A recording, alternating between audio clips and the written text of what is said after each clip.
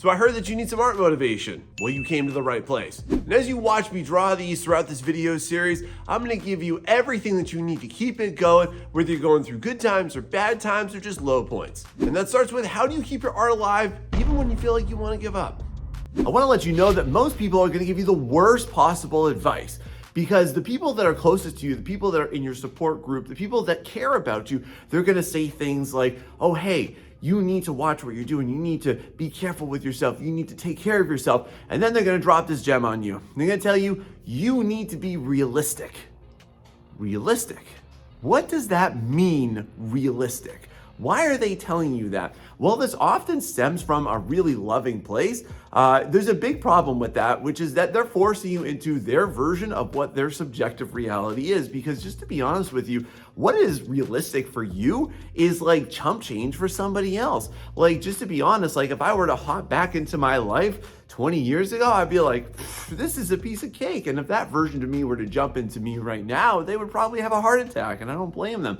But the issue with being told that you're realistic is that you're conforming to somebody's preconceived notion of what you're supposed to be doing. And while this can come from a loving place, what it often, however, though, masquerades itself as is just mediocrity, friend. So you really need to watch it when people are advising you to be realistic. The other thing that I really take big issue with on this is that whenever somebody's telling you to be realistic, they're coming from a place of lack. In other words, they're telling you, you can't do this, you can't do that, and it's not gonna be doable for you. Instead, y'all, what you need to do is swap that word, because I want you to be really intentional with your words. Switch it to this. Is that manageable? Because that then implies not how can I not do it, but how do I do it? I need to figure it out. It opens your mind to the possibility of, yes, this is doable and I can sustain this, but what I'm gonna have to do is figure out, how do I comfortably fit this into my life? And that's what this entire video is gonna be about today. How do you do that, friend? A big question that I want in your head whenever somebody tells you to be realistic is, who are they to tell you that? What are they doing, or what have they done? Because just to be honest, the person that's telling you to be realistic probably isn't doing as much as you would like to be doing, nor have they done more than you. So my advice for you is only take life advice on that from people that are actually doing more than you. Honestly, I'm at the point in my life where if somebody tells me to be realistic, I just tune them out. I'm like, psh, I don't even care what you have to say anymore. Because guess what? The rebellious nature in me kind of wants to be like, oh yeah, really? Watch me do it. What if you adopted that stance instead? You're going to make yourself realistic. You're going to make yourself fit into the jar of your life and what your goals and responsibilities are. But that's up to you, friend, not anyone else to decide. So don't listen to them. Now I have a really, really big question that I need you to answer, and you need to know this if you actually want to keep things going, even through the most turbulent of times, that your art is gonna stay as something that is really deep and meaningful for you. And it starts with this. Why are you making artwork? Why does it matter to you? Why do you want to persist? Or honestly, why do you not? Most artists never even confront this, or they have really lukewarm versions of what this looks like. So just to be honest, if your goal and your intention for your why is to do something like, oh, well, I want to impact as many people as possible, or I want to make everybody happy, I'll guarantee you that you're going to fail. And the reason why is because you're placing your happiness upon an external source that you don't have any control over. But what you do want to do, if you do want to continue that and you do want to keep that going, friend, is this. You need to treat art like it is a priority in your life. And the big why that I really want you to tap into, that most artists probably are unaware of, is that deep humanistic desire and that reason and that compulsion for why you're doing this. Because when you're making artwork, you're not just making pretty pictures. You're not just taking part in the creation of an image. That's the after effect of it. That's the product of it. But really, what are you doing is you're exploring your humanity, is that you are getting deep into the exploration of your inner self. And what art does for you, tell me if this is you down below. Doesn't it make you feel more human? Doesn't it make you feel more accomplished? Doesn't it really bring out some really important parts of you and allow you to have that time to really explore that? Or also, what if it's therapeutic for you too? That's necessary too, because God knows you have so many other weird things that you could be doing that are a complete waste of time. But if you're really gonna want to keep art going through every phase and stage of your life, friend, You have to make sure that it's treated like a priority. And yes, priorities can shift. Maybe one day art is second priority and something else comes first. That happens, okay? I get that. But where in your priority list is art? Because if it's number 10, it's not a very big priority for you. So instead, friend, ask yourself this: where are you prioritizing your artwork? How can you level that up a little bit? Not to the point where it's going to take care of more important people in your life, of course, but if that is something that is really deep and meaningful for you, you have to treat it as such, or else you just have another reason to give it up, don't you? Now, can I tell you why about 60% of all artists never make artwork again after they graduate from art school? And it starts with something like this. When you're in art school, or take away art school even, put in high school, put in before you got your first job, put in before you had your first kid, or whatever life circumstance has come your way recently. You had a lot of time. You had really great windows. You might have even maximized exactly what time of the day that you could do your artwork. Here's the reason why, is because most people are going to feel like that was their opportunity window. And now that that opportunity window has closed, oopsie, now what? I don't have the opportunity window. When you do this, what you're doing is that you are subscribing to this philosophy that you can only do art at a certain time of the day or a certain time of the week or just in a certain window. This now takes a lethal twist on your art potential and in your artistic future, because now you're going to treat art like it's a convenience to you. You're going to treat it like, oh, well, you know, if time permits, or if I'm able to, or hey, it would be nice if. That is art as a convenience for you, friend. And I just want you to recognize that if you're currently going through this too, because I've had those phases in my life too. Like when I first stepped into my full-time job, I actually didn't make any of my own art for the first 2 years. And then I felt really devoid and empty afterwards too. And that was because I recognized this was happening with me. So I don't want that to happen to you too, friend. But if you are going to treat art like it's a priority in your life too, you have to also combat any feelings that art is just a convenience. Because honestly, like, what happens with conveniences? You can throw them away, you can not do them, and you feel completely guiltless. It's harmless too. But honestly, what you're doing there is you're actually harming yourself by doing that, instead of appreciating yourself, instead of exploring yourself, instead of loving yourself better through something that's actually deep and meaningful for you. So while times are changing and times may even be turbulent for you, friend, I just want to encourage you to consider for a second here, what can art do for you, and how can it be something that is needed in your life to help you through that circumstance, and not treat it like it's a flippant hobby. Most of the time too, why people advise you not to do this even when you're going through rough times is because they themselves have been conditioned to think of art as something that's unimportant, that's even childish. And I just want to ask you that, is that what it is to you? Or is it something greater to you? Because if it is, treat it like something great to you. Another way that you can think about this too is that you can definitely think about how you can condition yourself to operate at any time of the day. And this is typically when people get into the dialogue of like, oh, well, I'm a night owl, or I only work good at this time or that time. I just want to put it into context for you here, okay? Let's say that you are a night owl.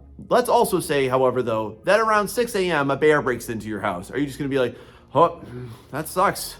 I'm just gonna let myself get mauled right now because I can't do anything. I'm a night owl. I don't operate well in the morning. No, you're gonna get up and run. You can condition yourself to create a new window of opportunity for yourself if you just establish the habit and the mindset on how to do it. See how that works? It's not about the opportunity that you thought it was, it's about creating opportunities. Now, let's definitely not ignore the amount of energy that you have to put into your art making processes. Let's not ignore too the fact that while you're going through something that might be emotionally draining, or potentially even physically and emotionally draining, you might be considering this.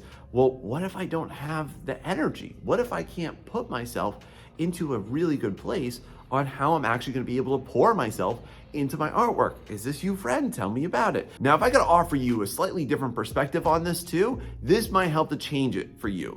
So around a year ago, I heard this advice and it totally changed my entire outlook. So here's what it is. Gary Vaynerchuk says that the next time you say, I don't have time for something, just say, I don't really care that much. And I remember the first time I heard that, I was like, oh man, that's so brutal. But it's true. And I needed to hear that. So if you're concerned about your energy and your output, just want to ask you this, friend. Like, if you need to take a break, cool, take a break, but take a structured break. Give yourself a half hour when you get home from work, okay?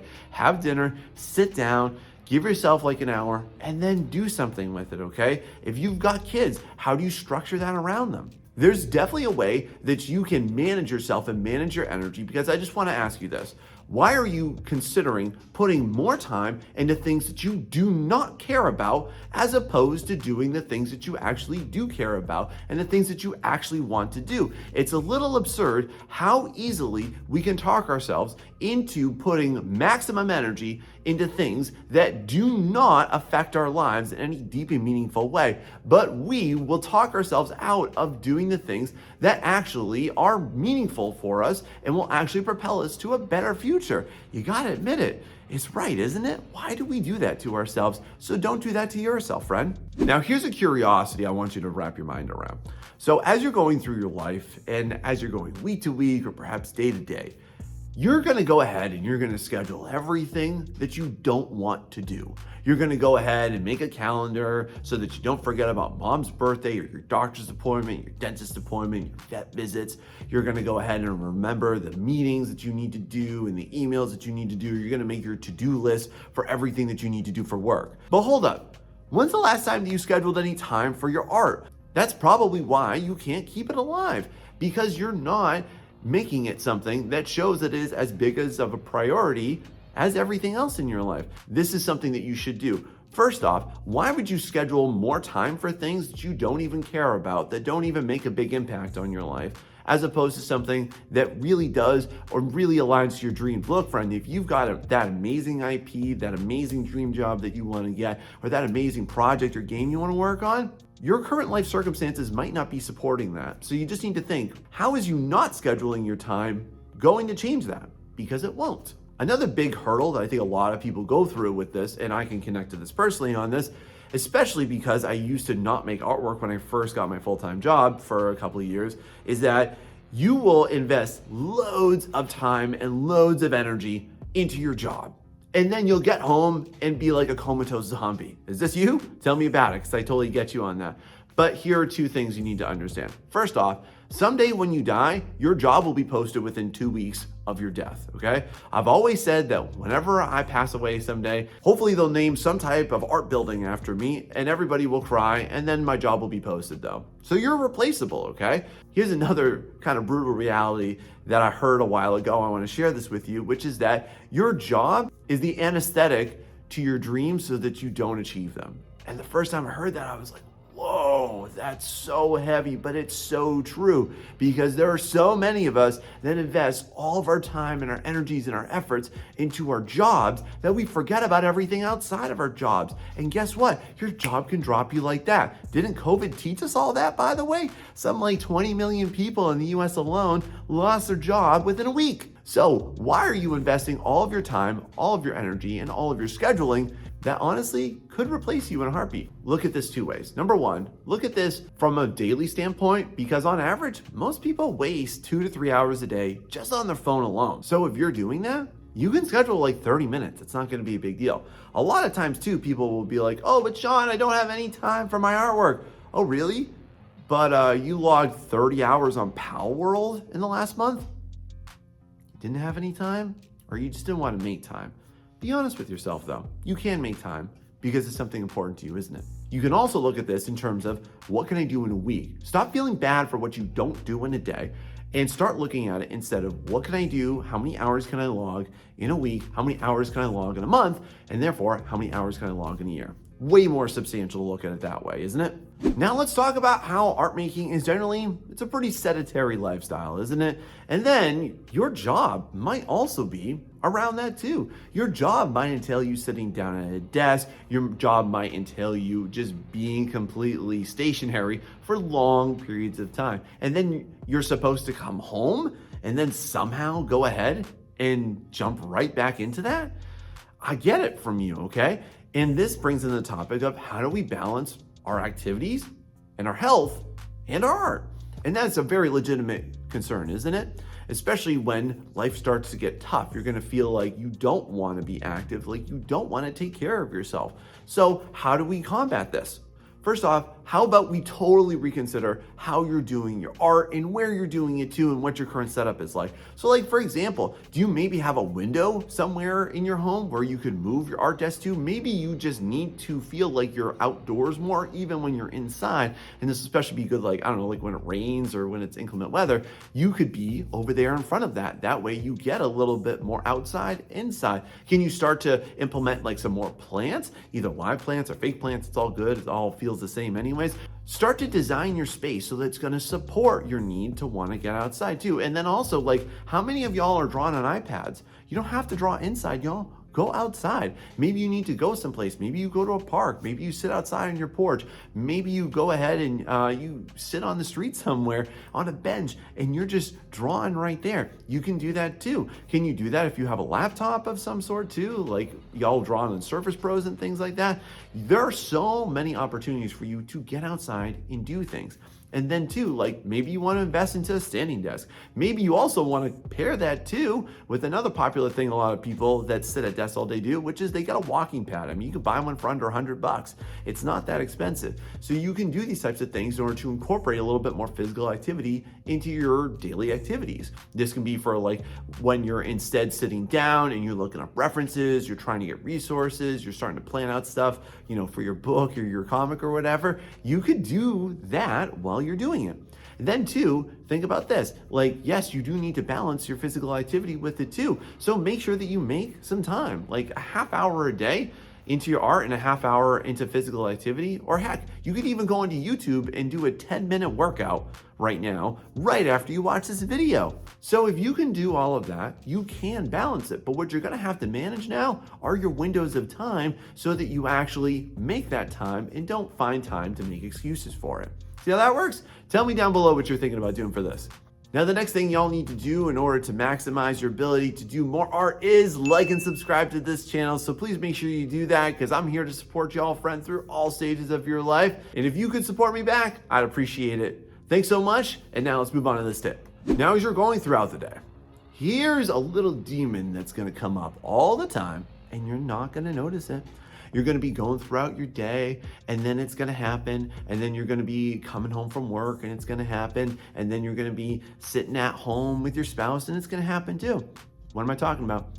I'm talking about time vacuums. I'm talking about the things that you're doing that don't matter. I'm talking about the things that you're doing that maybe they give you some momentary rest from what you're doing, but you know you're just wasting time. So what I want you to start to do, especially once you start to go into a new phase of your life, or if you're going through a certain time of upheaval or change, is start to look for where are your time vacuums. Just ask yourself, what am I doing right now? And is this really how I should be using my time? Because y'all need to see time as not a scarcity, but actually a resource that you can exploit. And if you really, really want to do something with art, and if it's meaningful and important to you, y'all, you got to see, yeah, okay, well, maybe I didn't need to watch all those episodes of that show. Maybe I didn't need to sit down and doom scroll for the last 2 hours. Maybe I didn't need to watch TikTok for that long. Or, I don't know, maybe I really wasn't feeling tired and maybe I was just avoiding everything that I was doing.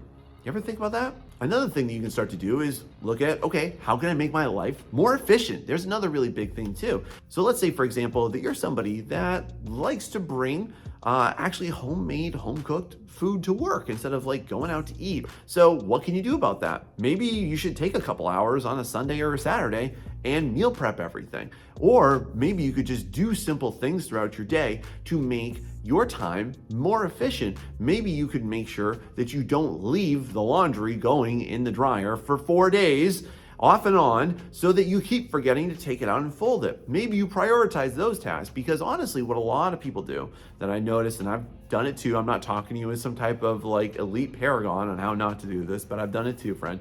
But make sure that you're taking care of the light tasks and you're thinking about how to make that more efficient so that you can not have another excuse to not make artwork, because you've got so many of them. If you increase your efficiency, you increase the possibility of what you're going to be able to do artistically. See how that works? Now, I definitely can't make it through this video here without talking to you as well about social interactions, because real talk, you need to have social time. You need to have time with your friends. You need to have time with your partner or your boyfriend or your girlfriend or your parents or your cat and dog, like whatever. You need to make sure that you have that time with them. And that's really a big concern. A lot of artists are very concerned that they're going to be antisocial by diving deep into their artwork. But here's the thing I want to challenge you on is, as you're going to be going through new stages of your life and your life is going to be evolving, naturally the people in your life are going to evolve too. And that means that people are going to come and go. So how do you manage this? First off, why don't you, instead of worrying about the time that you won't have with those people, actually make sure that you spend real quality human time with them instead. So what does that look like? So instead of you watching Netflix with them, why don't you actually go do something? Go bowling with them, go out somewhere with them. Instead of you sitting down and playing video games with them or going to a movie with them, why don't you actually go outdoors, take a hike, get out in nature, go for a bike ride, go do some group classes with your friends. Actually do real human things. And that's not to say that you can't do the other stuff sometimes, because hey, it's fun too.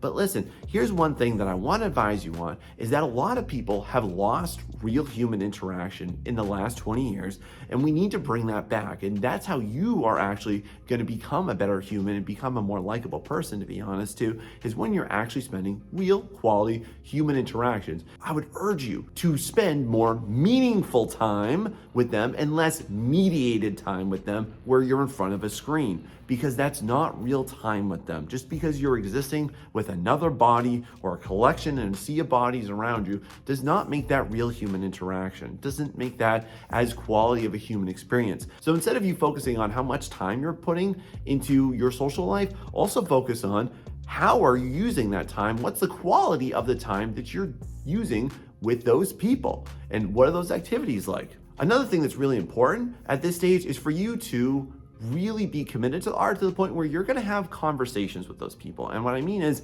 why don't you start to communicate your needs? Start to tell the people in your life how serious you're getting, how important this is to you, what efforts that you need. This is especially important for y'all that are dating or you have partners. So you need to definitely communicate with them. Hey, look, art's really important to me. I've been missing this in my life. I really need your help and support. What do you need for me to do before I do this later?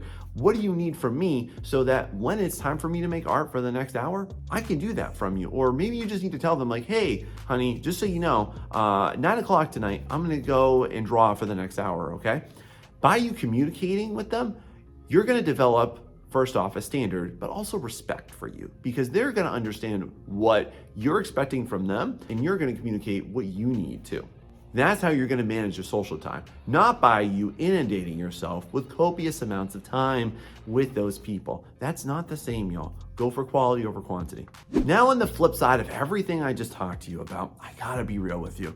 There's going to be people that aren't going to be on board with what you're currently doing and the direction that you're going to want to take with your art, because there's a lot of people whom, just to be honest, you can't control how they're going to feel about you. And if you seek to control how people are going to feel about you, then you're going to be let down pretty hard. Let me just give you an example here.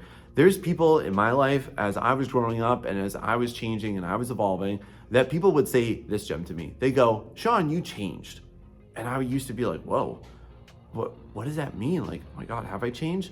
But now I'm kind of confident in that, and I would urge you to be too, because here's kind of a better stance to take. Yeah, I have changed. Imagine if I just ran around the house pooping my pants all day like a toddler. That would suck, wouldn't it? So what do people actually mean when they say you've changed? See, here's the thing I want to let you know about this, and this is going to be sort of a radical concept that y'all might not have heard before, but people actually don't like you for you. People like you for the version of you that exists in their head. So the reason why people stop liking you isn't because of you, it's because of the narrative that they've constructed in their head for what they deem you to be and how you act like. And when you violate that vision of it, then it creates some cognitive dissonance in them and they don't understand why you're behaving that way, and that makes them upset. And this can go everywhere from your friends to your partner to even your parents too. Be okay with upsetting the people that are in your life right now for the people that will be in your life later, because it's worth it to your future self. If you are afraid of upsetting the people in your life right now for you making betterments, for you making improvements to how you currently are and what you're currently doing, then you are sacrificing your future self for people that honestly, you don't even exist in their mind. So what good is that? How is that useful for you? I'm not saying you need to drop everybody and don't love them. Give them some opportunities. But listen, there are some people that are not going to want to come along for that ride, but you will meet more people that will. So don't be afraid of upsetting other people, because at the end of the day, all you want to think about is this: who's going to be at your funeral and what are they going to say about you and what are they going to wish that you had time to do in your life? Because that's on you, friend, and on nobody else. Now, can I tell you why you are the best salesman in the entire world to you? And what I mean is this: when you really get down to thinking about things that you want to do, and as I'm currently recording this video, it's February, and what does February mean is that everybody that made their New Year's resolutions have inevitably dropped off and died at what those resolutions are. Honestly, 90% statistically of people completely stop. If you're somebody that's a gym goer, you're feeling this right now. You're looking around the gym and you're like, aha, look at this. Everybody's gone. I got all this room. I have all the machines back. I have all the weights back, right? So with yourself, you have a tremendous opportunity. And that opportunity is that it doesn't really take much to convince yourself not to do something. You have the ability to convince yourself without any real friction at all, to tell yourself that something is or isn't doable, that something is or isn't worthless, and really no one else is in your head to tell you otherwise with that one. So one thing that I want to advise you on is this now, is when you're going through tough times, is that you need to work on eliminating your excuses. Your excuses are going to be the number one barrier between the person that you are right now and the person that you want to be, and from preventing you from backsliding to the person that you absolutely don't want to be either. Have you ever thought about that? Studies have shown time and time again that what matters more is not your circumstances, but your reactions to those circumstances. And just think about this. There are people all over the world that are in way more dire circumstances than you are currently going through right now. And I would ask you to just consider that when you're making the excuse of why you can't do it, but they are. There are people throughout time and history that have done amazing things with far less that you have been blessed to be born into.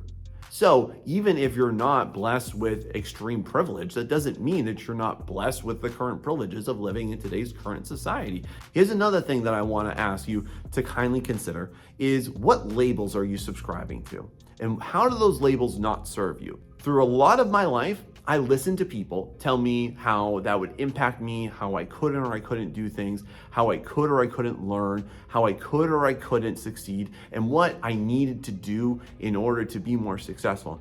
And it was a really rough time for me. Honestly, like, it was my darkest time when I was listening to people in white coats tell me all of these self-imposed limitations that had to be placed upon me. It's almost felt like a prison a little bit too. And I see this talked about a lot nowadays here. And what I'm going to here, just to land this plane, is this, is that many of you are going to have certain labels that you place upon yourself that will become an excuse rather than become how you need to adapt to what you're currently going through. All I'm saying to you is that you want to be careful with how much power that you lend that. And you want to be careful with how much you are making an excuse for why you can't do things, because your label, whatever that is, whatever your diagnosis is not your death sentence. You have to stop resenting yourself and the way that you learn, the way that you have to do things differently.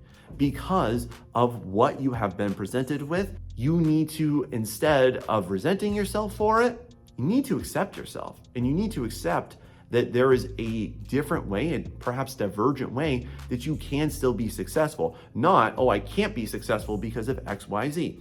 Because when you really look into it, there are people that existed hundreds of years before anything that you're currently struggling with was ever considered a reality, was ever considered treatable, was ever even treated with any empathy. And they went on to do great things. So can you, friend. I want to empower you with that. Look for how you can be successful instead of how you can hold yourself back. Be careful of the labels that you subscribe to because you will live up to them. See how that works? And have you ever felt like you're just making no progress on your art and you just don't have the motivation to keep it going? How do you do that? Here's how. All right, so you sit down in front of your canvas or you go ahead and you boot up that program and you're sitting there and you're just gonna go ahead and say, okay, let's see what I can do today. Does this sound familiar to you? Because that might be why you're not feeling very good about what you want to do, because you're just loosely going through everything and you don't really have a plan for it, okay? So one of the first things that everything in this video is gonna rely on is that first off, you have to make some execution orders. And no, I'm not talking about having to chop off people's heads like 14th century France here. What I'm talking about is you need to make a list of what do you need to do. And I've got two versions of this for you to start to do right now while you're watching this so that you can start to think about how this is gonna be best applicable for you. So version one of this is go ahead and make a sequential list of what you need to do. So for me, I'm really type A, so I like to know exactly what I have to do and what order I need to do it. So I might be like, okay, I'm gonna go ahead and just color all of this, and then I'm gonna start to do basic lighting on there, and then I'm gonna go ahead, I'm gonna do the hair, and then I'll do the face, and then I'll do the clothes, and then I'll do the background, and so on and so forth. So have like a really sequential punch list right there. Version two of this is that you can go ahead and just make this as kind of a mind map, because I get it, some of y'all will get really stressed out seeing all of those things in the order you're supposed to do it and you're not doing it in that order, right? So you can go ahead and just like put these on even like little post-it notes, okay? And just kind of put them somewhere around, or you can just go ahead and just use an app that allows you just to have little floating words and no sequential order for you. And that way you kind of pick it and be like, okay, what do I want to pick today? Where do I want to go today? Okay, I'm going to do the hair. I'm going to do the weapon. Okay, I'll do the belt. I'll do the shoes. I'll do some skin up over here. I'll do a face. So either one of those versions will work. Now, here's the really killer part for this.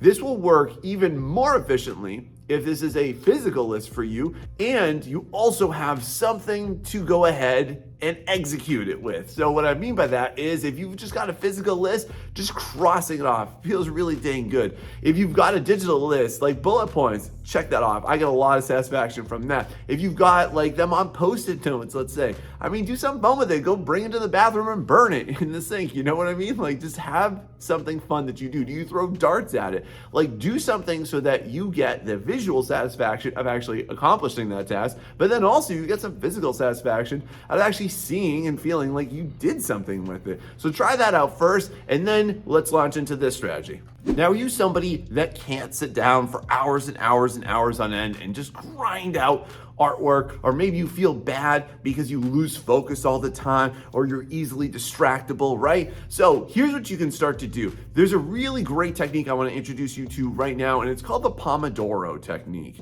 And basically the way that this works is what you're going to do is you're going to have 25 minutes of hardcore intense focus, and then you're going to give yourself a 5-minute break. But here's what I want to tell you, most people do this totally wrong and they screw it all up. So I want to give you the best version, and then I'm also going to give you the elevated version of it right now.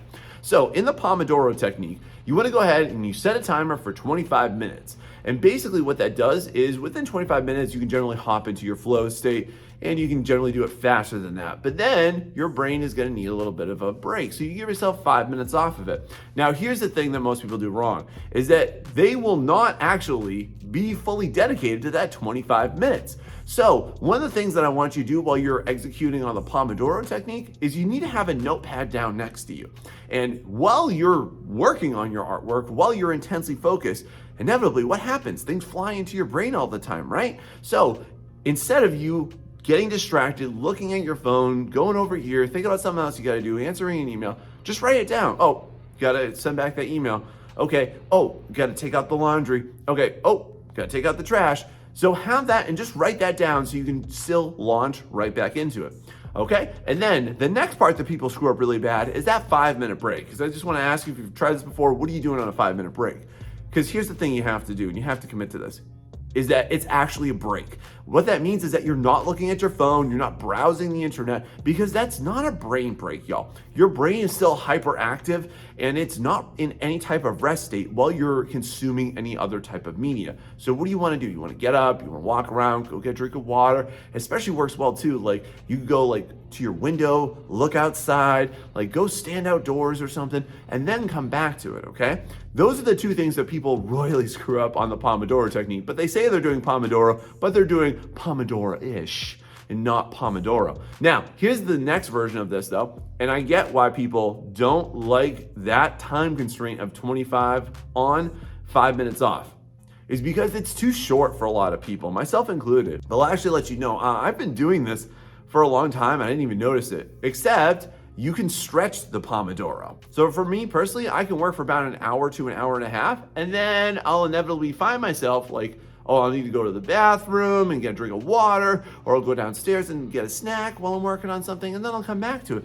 I didn't even realize it until I really started thinking about it, like, oh yeah, hey, you can stretch that. So you can stretch it from 25 minutes to 45 minutes to an hour, and then you still take that little brain break right there. But again, you got to commit to it actually being a full break, and commit to actually having something down next to you so that when those inevitable extra little things fly into your mind, you can put it down somewhere, because the worst place it can exist is right here. Now, while you're executing on your plan, have you ever heard the popular opinion that you should eat the frog, you should do the hard thing first, that you should just launch into what you're afraid of? Well, I don't agree with that actually. And that might surprise you based on what you've seen across my channel before, but yeah, I really don't dig that. And I'm gonna suggest an alternative that I think you're gonna really like, especially because right now as you're watching this, you're probably feeling a little frustrated with your art and you don't know what to do. So instead of you launching into the hardest thing, I want you to give yourself some easy wins here. So here's what I mean by that. Go ahead and take a look at your current artwork that you're inevitably struggling with, you're not sure what to do with, you're overwhelmed with because there's too much to do. Just pick out 2 to 3 things that you feel really comfortable with. So I execute this a lot because I'm typically juggling multiple client projects, and sometimes I can only work on it for like 2 or 3 days a week, and by the time I first open that up, I have to like build some familiarity with it a little bit more again. And so what I'll do is I'll just take a look at it and say, hey, look, what can I do that I know I'm very comfortable with? I might jump into the hair, I might jump into skin rendering, I might jump into some clothes, and then I'll kind of jump into everything else afterwards. Now, the advantage to this is real simple, is that you're going to build a little bit more confidence and you're gonna build some really positive momentum out of this one, because you're gonna be focusing on things that you're good at, that you feel good about, rather than the things that you're not good at, the things that you're questioning, the things that you are struggling with right now. So by you diving into the things that you are actually really, really good at, you're gonna feel more empowered and emboldened to actually do the things and conquer the tasks that you're not feeling that great about. But here's the thing, y'all, too. You can only do this for a little while, and then you do have to eat that frog eventually, but you can take it in smaller chunks like this. Another way that I work this into my schedule is that I also do this at work. Like a lot of people come into like a Monday morning and they're just like, oh, what's the biggest, ugliest task? So like one thing I'll do is I'll just walk in and be like, hey, look, what are some things that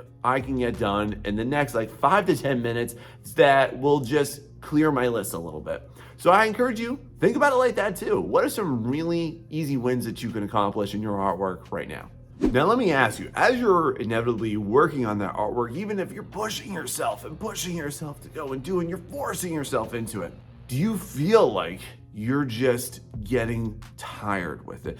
Do you just feel this overwhelming, nagging force that you just need to stop and take that break?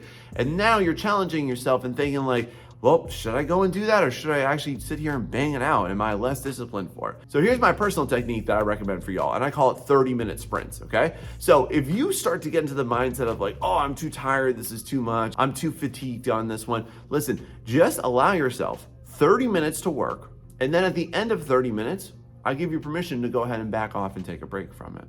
If you, at the end of 30 minutes, and this is only applicable on those days that like, you know, you're really feeling it, like it's really hard to keep going with it, but just give yourself 30 minutes. And I guarantee you this, that if you actually do this, based on what I have experienced with it and based on all of the people that I've recommended do this, they keep going longer than that. Like for me, I've done this before. I've sat down and been like, oh my God, I'm way too tired. I can't even fathom working on this even more. And I'll be like, okay, Sean, just give yourself 30 minutes and see what happens. And then we'll go from there. And if I quit, I quit.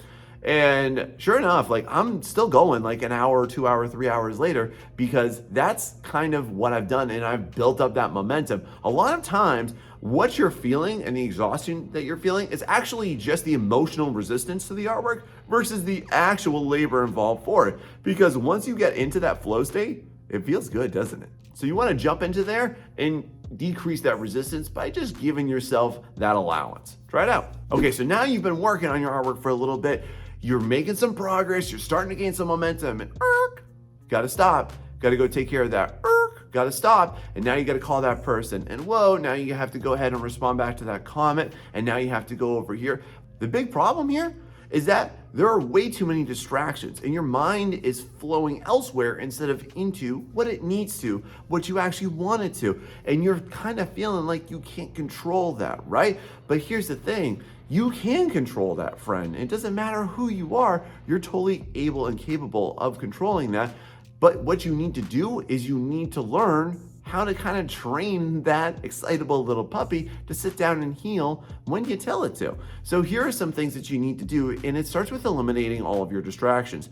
So one of the best things that you can do is definitely just have a little piece of paper next to you so that while you're working, if something comes up, something that you think about, something that you got to do, oh look, it's mom's birthday tomorrow, got to go ahead and get her a present, go ahead and write that sucker down, okay? Another thing too is I got to talk to you about your media. Like, what is happening around you right now? So in other words, like what's going on in your physical space here? Like, do you have your phone blowing up left and right? Okay, put it away, put it in a drawer, put it face down. Every single time that you look away from your artwork, you have to re-engage with it too. And it's different if you got to like go ahead and write down a quick little thing, but you need to learn how to train your brain how to actually just jump right back into it. And you have to keep it on track.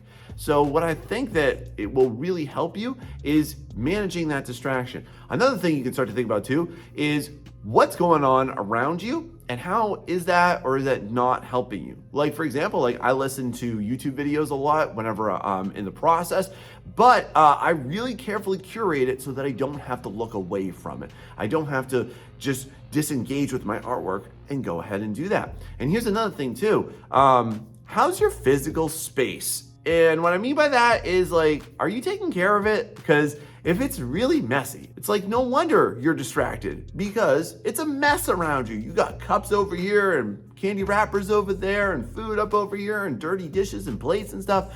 Y'all clean your space. Like you will not have a clean and receptive mind if your physical space doesn't support that. It's kind of like if you were to want to bring home like a foster kid and your entire house is just a hoarded mess. Of course they're not going to feel comfortable, and of course you're not going to be allowed to do that. So definitely think about your art just like that. You got to take care of that physical space so that you can actually give it the care that it needs. Are you taking care of this? Are you taking care of your distractions too? Tell me down below about how you're helping to manage that. So it's no doubt that a lot of artists just like you, Fred, you are really seasoned. You've been doing this for a long time. Maybe you've gone to school, you're taking courses or classes, and you consider yourself pretty educated. You know what to do up here, but it's just not translating onto your canvas, onto your paper, onto whatever media that you're working with, right? And because of that, though, you're starting to feel like you're hitting a wall and you're starting to feel like there's just no way out of this. You don't know what to do. And my friend, that is the issue, is that you just don't know what to do. You see, a lot of artists exist kind of like an ant in a jar, and they just keep searching for a way out.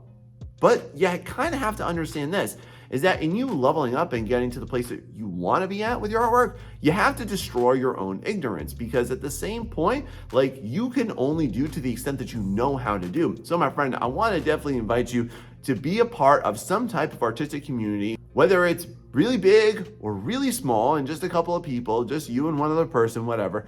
But you got to make sure that you have a certain community that you can go to and you can ask for help and advice. Through doing this, you're going to exit your own echo chamber, because that's where most artists live and die, unfortunately, is that they'll only bounce around their own ideas in their own head instead of seeking it elsewhere. And just to give you some ideas on where you can go for this, there's like Facebook groups, there's Discord servers. I have a Discord server. It's right down below here in the description, so go ahead and check that out if you want to be a part of that too. Maybe you need extra help too. Maybe you need a mentor. Maybe you need somebody to actually show you what to do and tell you how to do it and give you help and advice that will revolutionize the way that you think.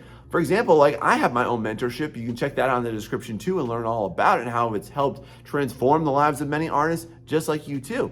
But you have to think about, no matter what you want to do about it, you have to think about how are you going to learn and acquire new skills and new information, because right now, you just don't know how to do it. So go ahead and start looking elsewhere for it too. But also, here's my hot tip on this one. You have to vet who's giving you advice. My personal take on this is that you should only take advice from people at and or above your level, and people that are above you in skill are going to know how to tackle the things that you currently don't know how to do. So definitely look into that and it'll help you big time. Now for this next tip, I want to tell you all about how Dragon Ball Z turned me into a better artist. So y'all, when I used to watch Dragon Ball Z, there would be these really interesting moments where they would just be sitting and meditating, and what they were actually doing is they were imagining themselves fighting the other opponent. And you would see two of them like sitting next to each other, and they would be doing this, like imagining the battle between them. And it seemed really worthless until they explained what it was.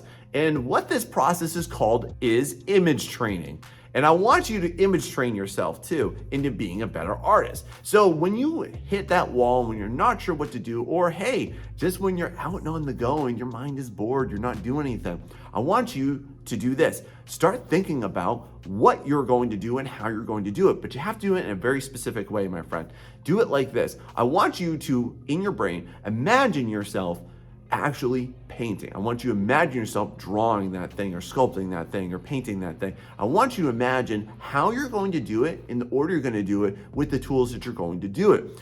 By doing this, you are going to inevitably sit down with a lot more confidence the next time that you actually make artwork, because you've already trained your brain on what that process is going to look and it's going to feel like. I know that this might sound even a little loopy, but I promise you this, I've been doing this for years and I've never heard anybody talk about it before. And it is such a powerful tool. And I'll imagine myself, that's the key part of it. I'm not thinking about, oh, how do I do this? Or why isn't this working? No, I'm just thinking about like, okay, if I were to imagine myself right now, sitting down and painting that, this is how I would approach it like that. But then while I'm doing it, I'm always gonna ask myself this important question: how else could I do that? How else could I go ahead and fix that? How else could I go ahead and do that a little bit differently? How could I do that more efficiently? By asking yourself the questions and then imagining yourself to do it, you're going to unlock a whole new level of consciousness that you can bring into your artwork, and it's gonna allow you to move past your current barriers. How's that sound?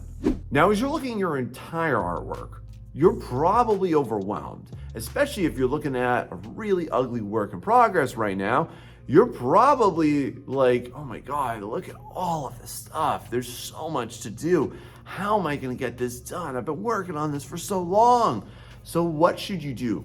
Y'all, here's the big problem. You're looking at this as a whole instead of parts. So what I want you to start to practice is just making small commitments. Think about what part of that artwork can you just start to work on for 10 minutes at a time? Where can you work for the next 5 minutes?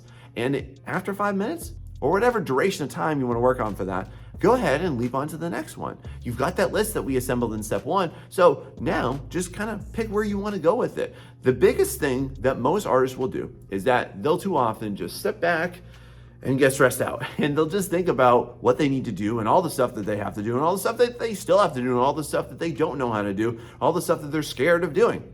Y'all have to just practice small commitments and just take action. No matter what you're doing, even if you think you're afraid that you're gonna mess it up or whatever, right? You just have to practice taking action, because the more time that you spend in your brain, the less likely it is that anything legendary is gonna show up on that canvas, on that paper, on that stylus. Now here's the key thing. You need to do this because it destroys your cowardice. It destroys your mental blocks telling you that you can't do this or you're afraid of that. You gotta combat the anxiety by just practicing more action. Even if you're not sure how it's gonna turn out, just try it. When y'all just commit to doing something, even for a short duration of time, it's better than you trying to think your way through, because we can't think our way to being a better artist. Now, as you've been feeling the way that you're feeling right now, let me just go on a limb here and say that you've probably needed to take a break, or you needed to walk away from it, or maybe you needed to take a day off or take a couple days off. And that might be why you're still feeling that way, is because you exited it on a bad note. You have exited the actual artistic process on a negative note. You have attached negativity to your process. And what you've actually started to do in creating all of the circumstances and all the conditions for you to not make artwork is you've now established negative momentum. And this is the worst, most lethal thing that you have to avoid. So what I mean by negative momentum is that every single time that you need to take a break, that you need to walk away from it, that you stop doing it, that you switch the task and you're like, no, I'm not gonna do this. I'm gonna go watch Netflix. No, I'm not gonna do that. I'm gonna go take a nap. No, I'm not gonna do this. I'm gonna go play video games for a little bit and come back to it. Every single time you do this, it becomes easier and easier and easier to not continue to get back into the process. You're not getting back on that horse. Why? Because everything else around you is way more attractive to it. It makes sense. Why would you want to continue to go back to something that you're struggling with right now when there's something with an immediate payoff right around you? It makes sense. That's very human of you. However, though, you have to stop negative momentum, boom, in its tracks.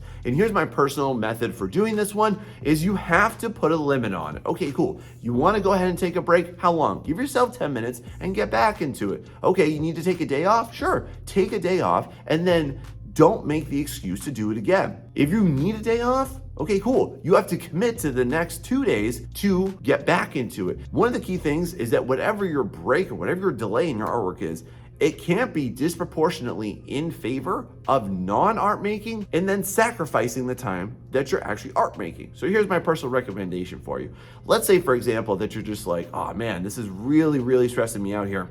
I need to take a day off. Okay, cool. You're gonna commit to the next 2 days to actually sitting down and working on it regardless. If you need to take a week off, okay, cool. Then now you're gonna go ahead and commit to the next 2 weeks to sitting down. So whatever duration of time that you're committing to a break, you have to then go ahead and reinvest before you re-engage with that negative momentum behavior. Otherwise, you're reattaching negativity to it. Otherwise, you're convincing yourself that it's okay to do it. And then honestly, you're just gonna keep making excuses because you've trained yourself to make it easier. See how you've conditioned yourself to do that? It's really dangerous, and I know you can do better. Now, can I share with you a really hard lesson that I learned over the last 5 years? And I learned how to conquer it by doing this. Tell me this, do y'all ever have a really rough time going to sleep? Do y'all ever wake up the next day, don't even feel well rested? Or do you sit up in bed late at night and you're just thinking about everything and maybe you're stressing about your artwork? Oh, I gotta do this, I gotta do that, I gotta email that client, I gotta go ahead and follow up with that inquiry. So whatever you're doing there, it's keeping you awake at night and you even get inundated with little things that keep flying at you. And of course, what's gonna happen there? It's gonna infect your art life. It's gonna prevent you from actually doing the things that you want to do, that you actually need to do, isn't it? So on that note, how do you stop that? Well, me personally, I've tried a lot of things. I tried going to bed early, but guess what? Then I would still stay up the same amount of time. I'd still stay up for another hour or two if I went to bed an hour early. So one thing I would try and do at one point was I started taking melatonin pills. And I tried all different brands and it just wasn't working for me. What happened was that it would work for a very short duration of time and then the same issue arose. And I would blame it on that supplement, but it wasn't the supplement, it was me. And this is a danger, I think, in a lot of people taking melatonin supplements to try and help themselves sleep is that they already have melatonin. Like it's a natural chemical in your brain. You have that for the most part, unless you have some biological disruption for that. So here is my bulletproof method that I now use, and it sounds so simple, but I promise you this, if you practice it, you're gonna go to sleep within 5 minutes. And here's what it is. The next time that your brain starts flying like a little monkey that you can't catch and it's flying away from you, right? Just say these 3 words, not right now. That's right, it sounds really simple, doesn't it? Not right now. So what often happens is that our brain is just like on hyper overdrive and we're thinking about this and we're thinking about that and we're thinking about this. I just want you to say this to yourself right now. Not right now. Okay. Oh, I got to go ahead and do that. Not right now. Oh, I got to send that email. Nope, not right now. Oh, I got to remember to do this tomorrow. No, not right now. No, you don't. So what you're trying to do here is you're conditioning your brain that this is sleep time, that this is downtime, that this is not my time to be hyperactive. I've exited that earlier in the day, but right now it's boom. Not right now, it's time for sleep. You're like training a puppy or training a child on what to do or not to do. This is kind of like when your kid is like, daddy, daddy, mommy, mommy. And you're like, no, excuse me, I'm talking to an adult. Excuse me, I'm talking to an adult. Excuse me, I'm talking to an adult. And eventually that child learns that, oh, I have to wait until mom or dad aren't talking anymore and then I can talk to them. It's the same thing with your brain. Now, here's the other way to supercharge this. While you're sleeping, have next to you a little notepad. All those things that fly into your brain, write it down. Because the worst place for you to try and organize is in your head. Your head is literally the worst organization system possible. So you can't do that, friend. So go ahead and write it down, let it exit your brain, and then boom, jump right back into what you need to do and what you mean to do, which is sleep. And again, the next time something comes up, not right now. Takes a little bit of practice, but I guarantee you, if you practice this for a week, you'll be flying to sleep. I personally fall asleep in less than 5 minutes ever since I started to use this. No supplements, no going to bed crazy early to try and pull it off either. It's real easy. Try it out. So when your art life has completely gone to crap, what do? This. Now, with what you're currently going through, want to just liken this to a grenade. And that's pretty much how you feel, isn't it, right now? Because when you're going through something really tough or you're just unsure, there's some strange things happening in your life or it's just totally suboptimal. It's just like when a grenade blows up. There's the initial impact, there's the initial force of it, but then what does the most damage? It's actually the shrapnel. That's actually the worst part of any type of grenade explosion is all of the things that come off of it and out of it. It's the deadliest part. And it's the same thing with your life. And what I want to liken this to is how it's creating collateral damage in your life. So right now, the way that you're currently feeling, the things that have happened to you, the troubles that you're currently experiencing, my friend, it's not what you want either. So what you want to make sure that you don't do is don't let your art be collateral damage from your life circumstances. Because here's the thing, it's going to be really hard to recover it. Right now, how is you abandoning something that actually is meaning for you for what you're currently going through, which is going to be temporary? And I know that that's probably not what you're currently thinking about. You're thinking about right now, this is the worst thing that's ever happened to me, or like, oh, I can't believe that this happened. I can't believe that they dumped me. I can't believe I lost my job. I can't believe this or that happened. I can't believe how stressful this is. But when you look at the entirety of your life, friend, if you start to really think about this, everything that happens to you, it's totally temporary. This is one thing that I used to make the mistake of a lot when I was going through rougher times, is that I would allow my art to just suffer and I would drop it all the way because I would think that my circumstances are more important than that. But then I kind of realized this. My art helped me get out of those circumstances. My art helped me move past it. My art helped me explore that. And that's a lot of what I'm going to talk to you about today, is just reframing this, is that art is not an impediment to your current circumstances. It's actually the panacea for it. It's the cure for it. Have you ever thought of it like that?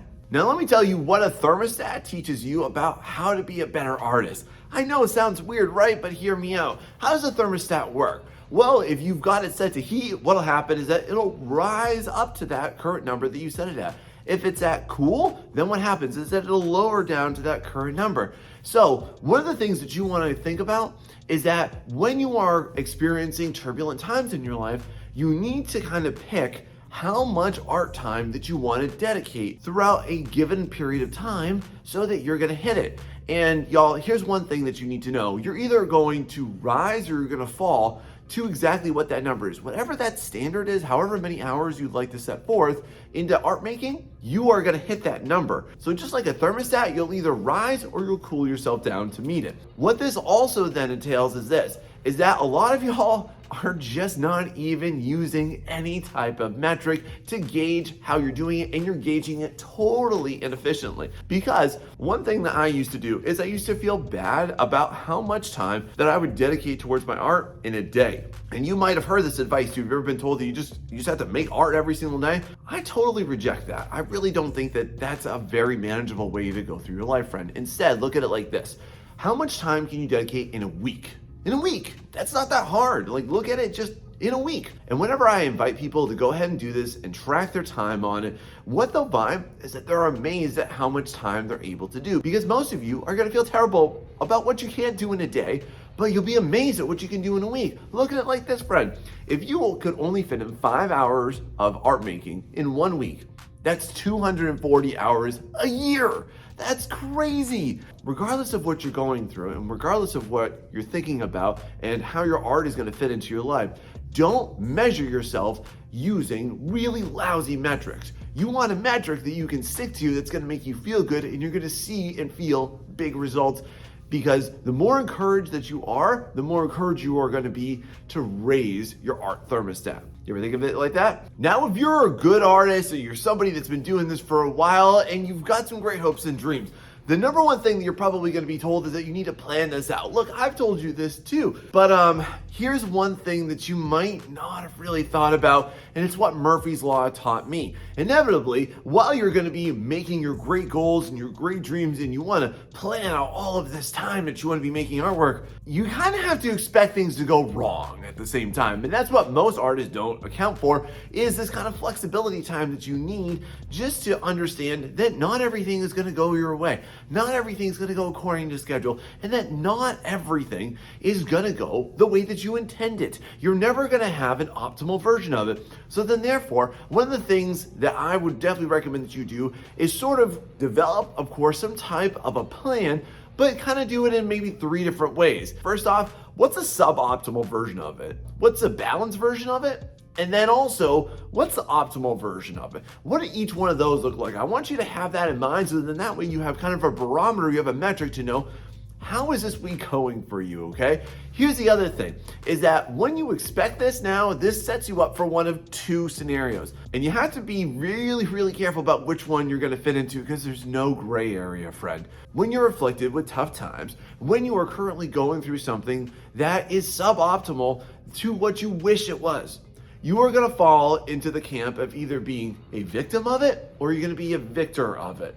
And when you take a look at what research has said about what actually determines the outcome of your life and where you go from start to finish in it, my friend, you're gonna find this, is that it's only 10% of what happens to you, and then 90% is gonna be how you respond to it. So I wanna ask you this, and what I wanna set you up for and throughout this entire video is, how do you take control of those circumstances so that they don't take control of you? Because you are either going to sink or you're going to rise.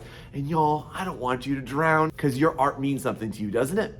Now, please let me share how you can shave years of wasting time off your life through all of your circumstances, whether they're big or small. And it's what being a sloth and a glutton taught me. Back when I was younger, I had some really turbulent times in my life. I had some definite things that were really a big struggle for me. And then what I used to do was I used to turn to my 2 vices, which would be food, and I would turn to media consumption. And then this is something that I still see a lot of people still struggle with. Tell me if this is you down below. And I get that from like a very human standpoint. Like when you go through a trauma, immediately, what do you want to do? You want to jump right to, I want to feel good. I want to feel okay. I want to feel better. I want to feel some type of pleasure, right? So what that then leads you into is you're going to want to switch your mode from being in the state of pain to being in the state of pleasure. So for me, it was a lot of like, I would play tons of video games. I would sink myself into it. And then I would like eat things that tasted good. And I would say this to myself, this is helping me. It's helping me calm myself down. It's helping me feel better. Have you ever said this too? Well, I want to let you know that that is the biggest lie. And it's the most popular lie that people tell themselves, because that's actually not helping you at all, friend. What you're really doing is not saying, I want to feel better. You're saying, I don't want to feel. And that tends to be the biggest problem I notice with a lot of people, even outside of art. And I experienced this too when I started to realize it, is that I just wanted to numb myself. And this tends to be a really big problem, and why you have a lot of issues coming back to art when you run away from it is because you have created this vicious cycle of you just don't want to do it because you don't want to think and you don't want to feel about your current circumstances. But I want to encourage you on this, friend, is that when you're actually engaged in your art making, that can be, and it should be, and it kind of needs to be, your time to sit there and explore yourself and explore your humanity, because at the forefront of why we make artwork, it is to explore the interiority of ourselves. In other words, our interior landscapes and how we think and how we feel, because the troubles that you feel in your life right now, have you ever noticed how that also comes out while you're art making?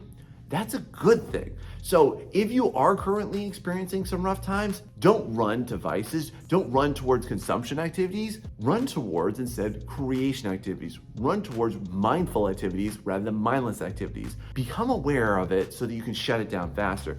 Think about this too. Can you take a walk? Can you exercise? Can you go somewhere with somebody? Like, engage in more human things and less consumption activities, because when you're in that state, you can't get out of it. And it becomes so easy to just get triggered and sink down into that state. But the way that you are going to interrupt your emotional state is you have to interrupt it through your physical state. This can also be done through writing along with your artwork. But when you're doing this, you're exiting the numbing cycle and you're entering the creation and understanding cycle. And that's what's actually gonna help you feel long-term better, and you're gonna learn positive coping mechanisms and positive coping strategies rather than harmful ones. I know that's a rough understanding for most people, but it is gonna be life-changing for you. Now, can I share with you how I'm able to juggle everything that I do in my life? And just in case you don't know, I have a full-time job, I teach art, I have a mentorship, I run this YouTube channel, I also do private freelance work, and I'm also a doctoral student. Not sure if you even knew about that too, but I have to do a crap load of reading. I read 35 books last year. So on top of all that, I do have to fit time into my life in order to create art. And the number one thing that's helped me do this and keep this alive is through scheduling my time, but also that's not enough, because I've seen this from dozens of artists who've said that I schedule my time and then nothing happens. I schedule my time and I sit down, blank. So what do you do about it?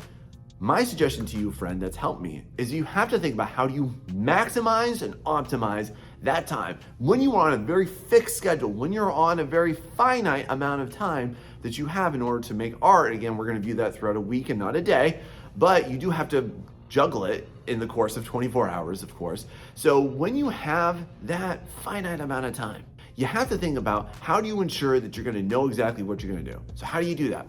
Make a plan, have a purpose, have some intent. I've made some other videos down below that you can find on how you can actually maximize your art time on this too, so that you have a more elaborated version of what that looks like.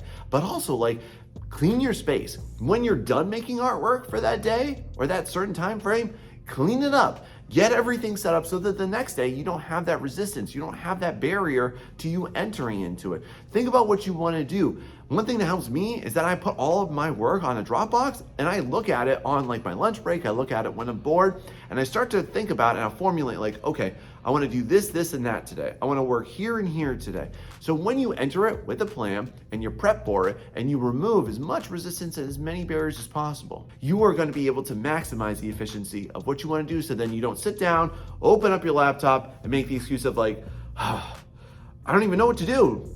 Might as well go over here and do this other thing. See how that works?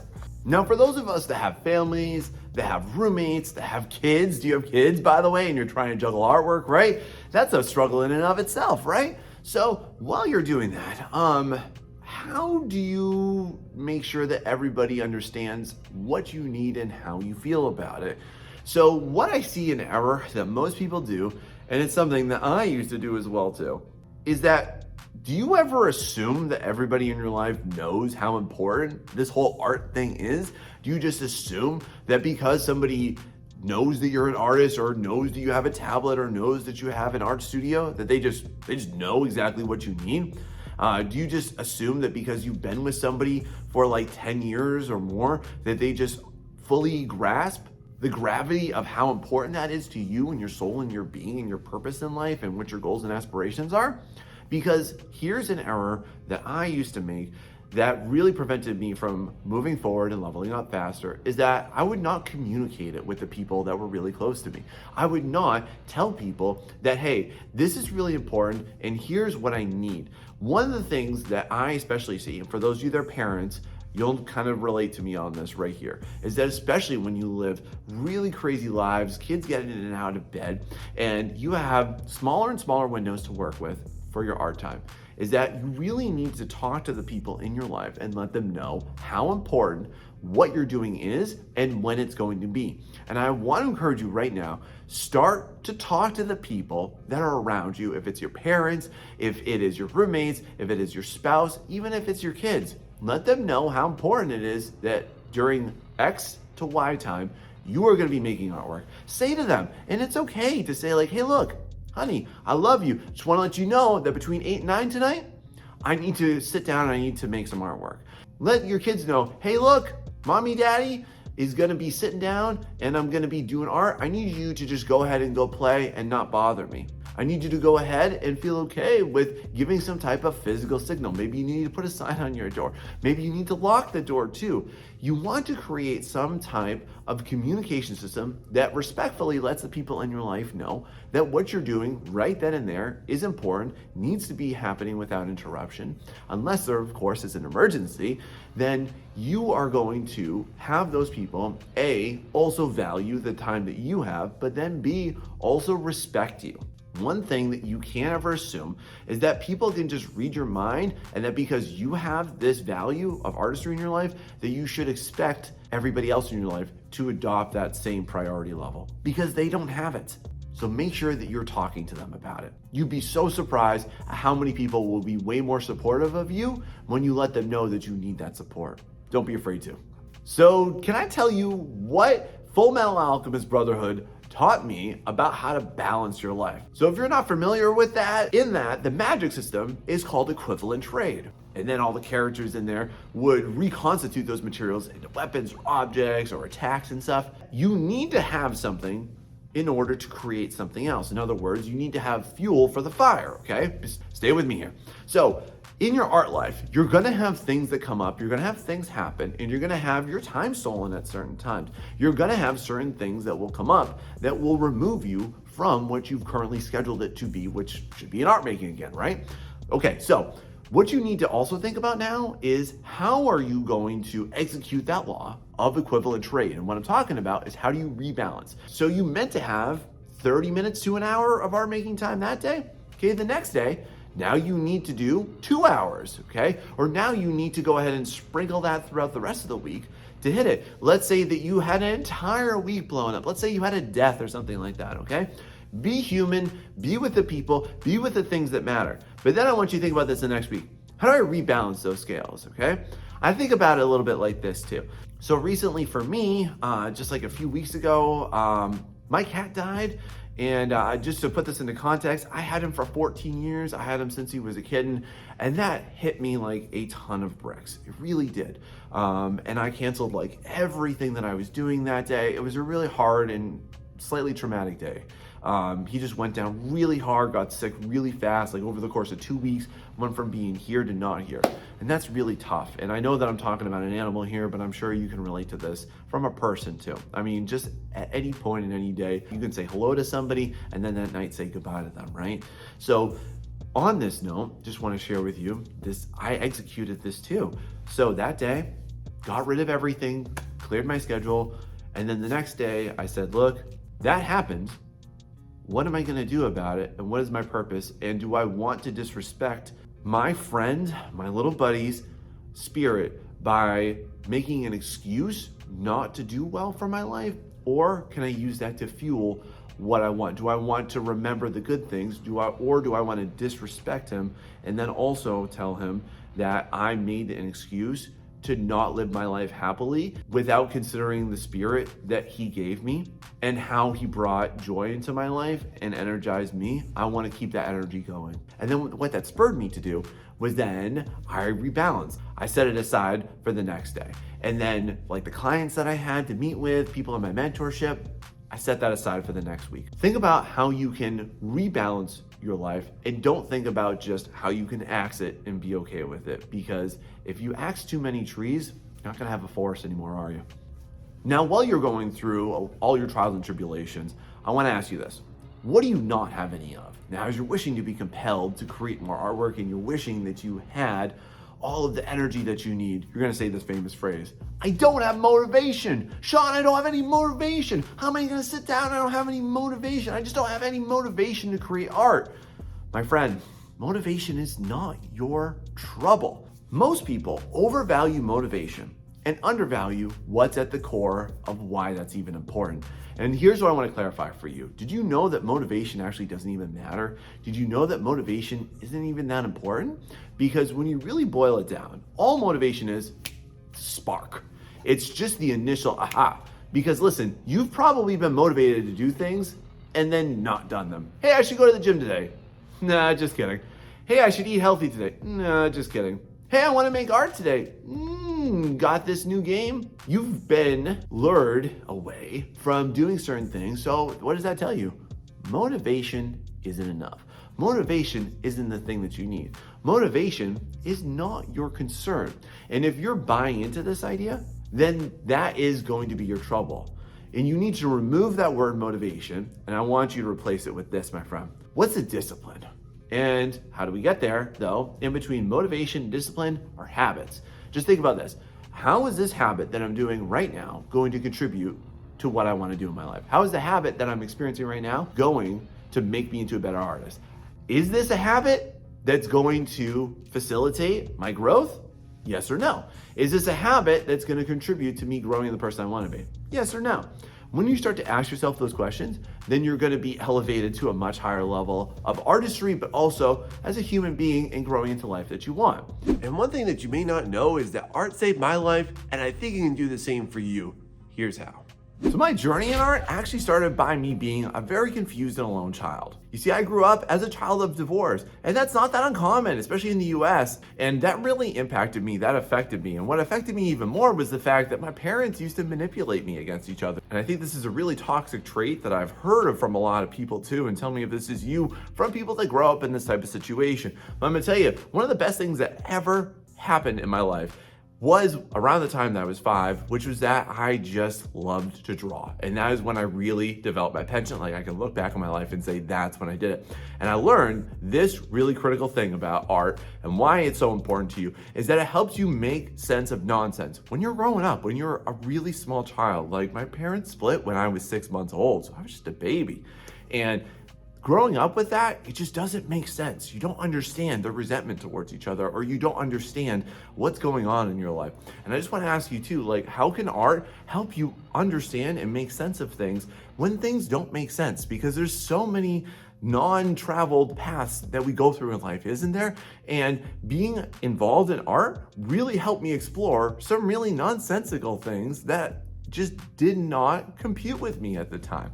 And I wonder with you too, is this something that you're doing it for too? But here's a really crazy thing too, is that now that I'm an adult and I look back on that, I also pick it up when I see it in other people. Like when I work with people in my mentorship, I always notice, hey, that connection, hey, that's kind of like that thing that you told me about, or hey, that's kind of like that personal struggle. Hey, can you do more of that with your artwork? Because it can really help you explore and explain things that just didn't make sense. And I wish I did that more as a kid, and I wish I could have gone back and told myself, this is going to help you. Here's something else that I didn't understand at the time, but it was really foundational.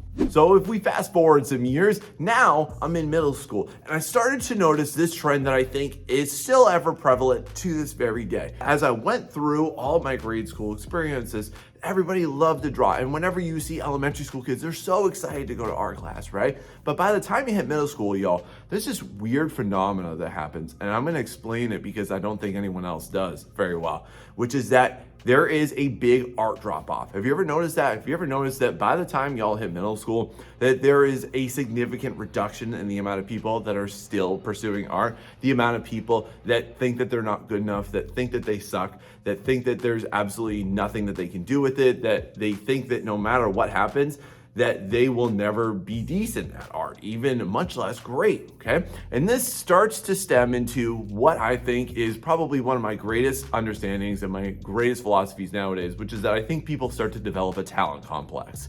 And if you ask me why I think this happens, it's really easy because I experienced it myself. Because around this time, this is when your family is going to start to get in your ear big time. This is when you start to hear things about jobs and careers and what's safe and what's stupid and what's smart and what's the most lucrative thing that you can do. And if this has been your experience too, let me know about it down below, because I think we all hit this one pretty hard, don't we, friend? But I started to get a lot of this from my family. I started to get pushed into doing like businessy things, and I started to get pushed into going into here and over there. And y'all, I didn't want to do that. Like I really just wanted to draw, and that was really, really, really hard for me. And I think that one of the hardest things for people to do is just to defy and overcome what other people expect of them. And I would notice myself going through highs and lows in my art making, where I would make a lot and then I would make nothing, and I would make a lot and I would make nothing. And why is that? Because I would have to deal with this overwhelming negativity surrounding my current effort. And that's really messed up that we do that to kids, isn't it?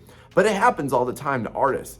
And when I look back on that nowadays, I just want to say like, hey man, it's okay. Like you don't have to listen to other people, because at the end of the day, y'all, when you're a kid, you only have to live with somebody else, guaranteed, for at least like 18 years. But you got to live the other 80 years by yourself and with those decisions. And I wish that I could have gone back and said, it's okay, you don't have to listen to those people. But that is a time in my life though, when I'm really grateful that I had that experience, because now I can definitely combat people who have those same types of reservations, because I understand where they're coming from. And I don't look back on that and hate the people that told me that. I see that they were just looking out for me, but they just didn't know how to do it, because most people are not equipped to. And that's just the honest truth. And what's really, really, really hard about this is staying true to your interests as you grow up, because most people, they're all too quick to abandon it, aren't they? Moving forward some, now I'm gonna tell you why bullying was the best thing that ever happened to me, and especially my art, which sounds weird, but let me explain. This was a really rough time for me, because my mother was in and out of hospitalizations all the time, because mental illness does run in my family, and it was really tough, because I was literally being bounced around to different houses for a good 3 years of my life. Like I would be lucky to have a full 2 weeks in my home with my mother without being bounced around to a friend or another family member's house while she was in and out. And at that same time too, I was being bullied at school. But this is also when I'm really grateful that I had my art, because art became sort of my trauma center. And I think that this is one of the greatest coping mechanisms that you can develop as a child or as an adult, or heck, any point in your life. You can use art to sit there and just let that be your impregnable fortress. This can be just the impenetrable part of your soul that nobody can go into. Because when I was dealing with rough things, guess what I was doing? I was just drawing, and I was just making, I was creating. And what that did was it allowed me a positive outlet, because what do most people do in this circumstance? They get into drugs, they get into bad friends, they get into bad behaviors, and all of that, it doesn't serve you long term. Now, through this time though, this was really hard for me. But what really kept me going was I developed this concept. So it's at this point that I started to realize that practice doesn't really help artists, and instead there's something else that you should do. The way I developed this concept is real simple. It's just because I used to always just do things that I loved. I never really worried about how I had to be the best, or how I had to employ myself, or how I had to, when I was young, like I never really thought about how I would be a professional artist. Like I literally just existed thinking, yes, I'm gonna do great things with this, and I don't really know how. So how did I do that? Was I literally just continued to make things that I loved to do. When I was really young, I used to draw Ninja Turtles. And then as I grew up, I would draw like my favorite anime characters. And then I came to this simple realization. I just need to do projects. And I think that a major critical misunderstanding of artists is that they think that somehow doing loads and loads of practices is gonna make them better. And the problem with this though, is that you're gonna start to develop this philosophy that I developed at that point too, which was that practice equals work and projects equal fun. So why do you feel that you have to draw 1,000 boxes in a month versus you can just actually bang out 1 or 2 portfolio pieces, or things that you just really love to do? Things that I loved to do when I was a kid. I used to always love to draw Ninja Turtles when I was really young. I used to always love to draw like my own personal manga. I used to love to make my own IPs. I like to even just make artwork of like me and my friends in different styles. I used to love to make fan art. And that's literally how I developed a lot of the skills that I currently have, is because I never really would think about how do I have to be the best artist? No, friend. Instead, I encourage you to think like this too. Just think about what's gonna be the most fun for me to do, and how can I challenge myself just a little bit in every single one of them?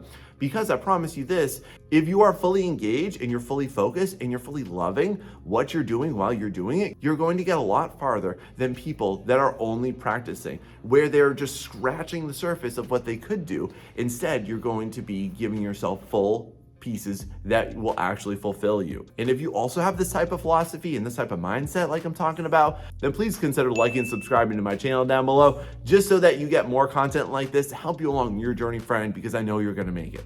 Now I'm gonna tell you why my best teacher in my entire life was actually my lowest point in my life.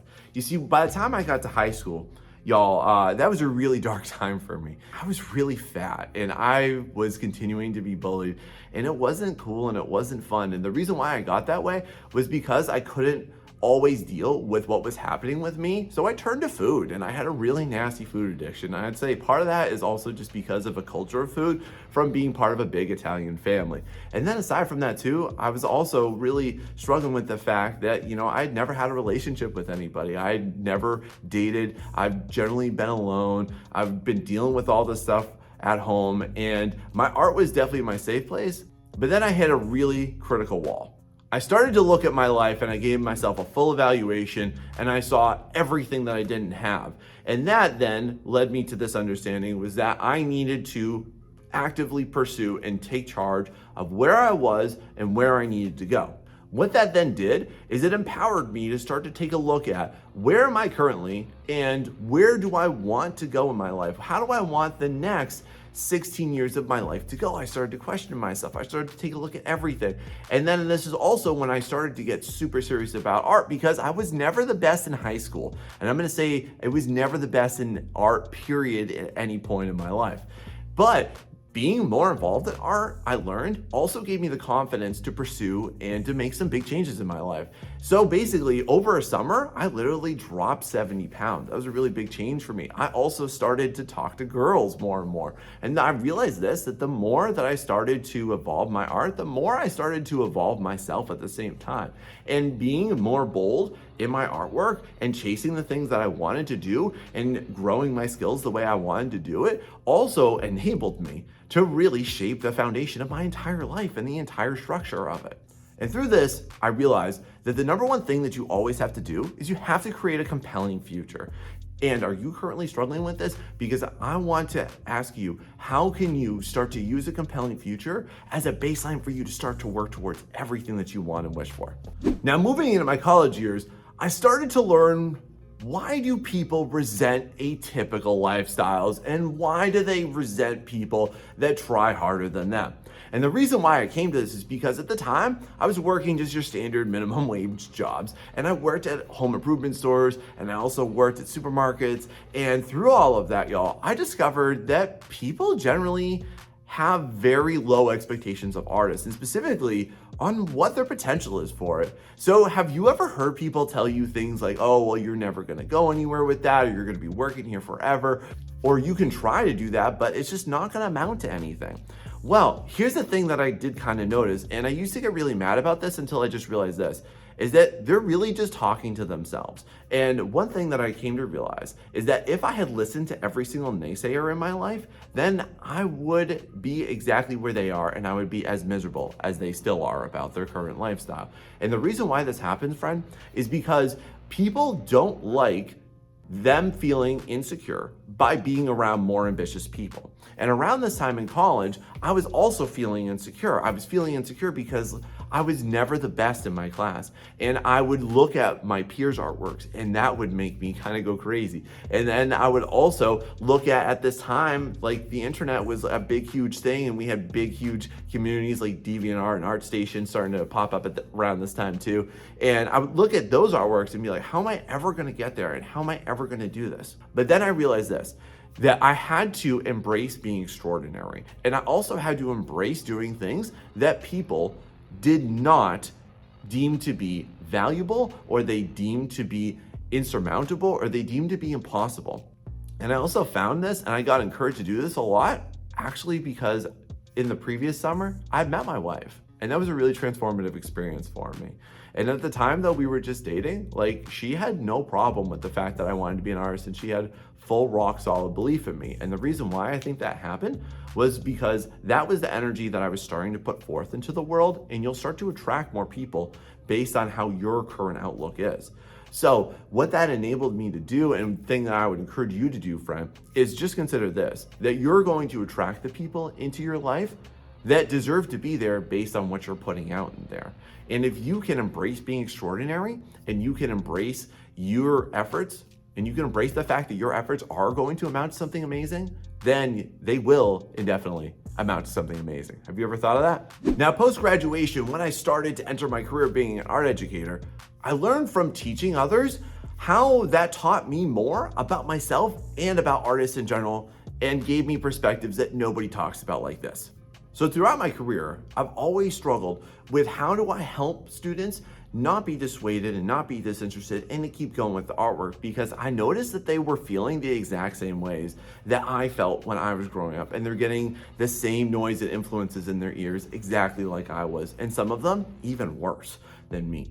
So my number one priority was always, how do I keep them on track? And I started to notice this trend amongst the ones that did continue, which was that I started to notice, curiously, even the ones that I didn't think had a lot of potential, or the ones that I thought at the time were talented, because I still kind of believed in it at that point, was I started to notice this, that as they matured and as their outlooks changed and as they were evolving themselves and entering new experiences in their life, their art evolved too. And that was a very curious parallel to me. So I started to realize this, that the number one reason why most artists die off and that they don't ever develop is that because they just keep living the same life, making the same exact choices, and they keep doing the same exact things.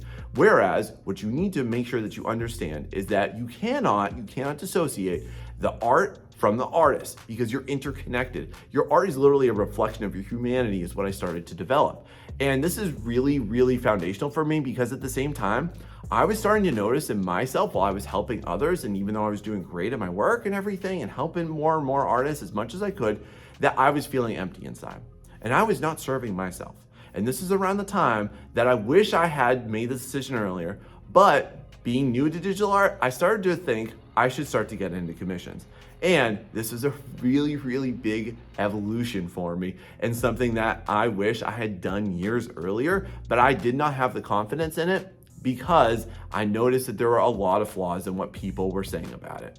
It was soon after that I came to realize how fulfillment is always going to make you pay a price for it. Because around this time, I started to notice this mass exodus from everything that I knew and loved. I started to notice that everybody that I went to school with immediately got out of their careers. If it was teaching art like I was, or if they were just in our careers, or they just gave up on that and decided to switch gears and do something different. I also started to notice that the people whom I went to school with, whom I had known, whom were even better than me, or they had more potential than me, or they were more glorified and lionized at my school than I was, they gave up as well. And that was really weird. It was very strange. Now at this time, I was starting to get my foothold into doing commissions. I had gotten a few clients, I started to do some things, and then I realized this, y'all, is that the number one thing that I think more artists need to come to an earlier understanding of is that you're not gonna get any type of a payoff immediately. You're gonna have to delay gratification. And I used to get super down and out, just like so many of you that wanna enter careers, or you wanna work with private clients, or you wanna freelance or anything. You're gonna expect things to happen right away, right? But here's what happened, is that this was the start of literally a decade-long buildup to where I currently am right now. And I'm so thankful that I did certain things the way that I did them, because I was starting to look around and I noticed, what are people doing online and how are they not getting clients, and what are they doing wrong, or what looked really unprofessional? And I noticed nobody was talking about any of that. So then I started to develop certain strategies and do certain things that other people weren't doing. Like, for example, I started to want to get from one genre into another. So what did I do? I took requests, and I would say that that's one of the number one things that more artists should do. And if you want a guide on how you should do this in order to start to bolster your portfolio, so you're not just sitting around going, wow, I want to build my portfolio, but I don't know what to do, let me know about it down below. I'm happy to make that guide for you. But through delaying that gratification and just working with the pure understanding that this is going to pay off for me, I wish I came to that understanding a lot sooner, because artists always struggle with impatience. Being young, middle-aged, or old, we're all handling this, aren't we? Fast forwarding a few more years, I actually want to tell you why I never wanted to make this channel. You see, the entire idea of this channel that you're watching me on right now, it was never my idea. It was actually my students. My students, from time to time, used to drop this little nugget on me and they say like, oh, you should make a YouTube channel, or you should make YouTube videos, or you should make tutorials, or you should talk about this kind of stuff, they would give me some type of encouragement. And naturally, I would always meet that back with, no, I don't want to do that. So now at this time, I was a father of 2 and I was doing well. I was just starting to get some level of momentum with my commission. And then this big giant brick got dropped onto me, and that brick was called COVID. You remember that one? And y'all, I'm sure that you experienced this too, didn't you? But it restructured everything in my life. It restructured everything about my job. It took a totally different avenue of how I was supposed to teach and how do you do art from at home, distance learning, right? And this was when I came to this critical understanding, which was that I needed to embrace video and I needed to be able to teach students from home how to do the things that we do in class when I can't be right there physically next to them. I started to embrace this concept of how am I going to do something that seems so impossible? And if you actually go back enough time in my channel, you're going to notice that like my first 25 to 50 videos, they are all tutorials on drawing and sculpting. Go check them out, by the way. I think they're still pretty good. Just the quality's not as great. But what was also really hard at this time is that for the last 4 years, I've been struggling with something that I never told anybody about and I'm about to tell you, which was that I was also working a side gig. And basically what I did was I worked for this company. It was an awful company. It's called VIP Kid. And if you ever worked for them, let me know down below because they suck. And basically what I would do is because I was sole provider with my family and I was just all about just doing whatever I can to try and make my family comfortable. Through doing this, yeah, I brought in some extra scratch, which was good and all, but I also spent 4 years working 7 days a week and nobody knew about it because I was too ashamed to tell people.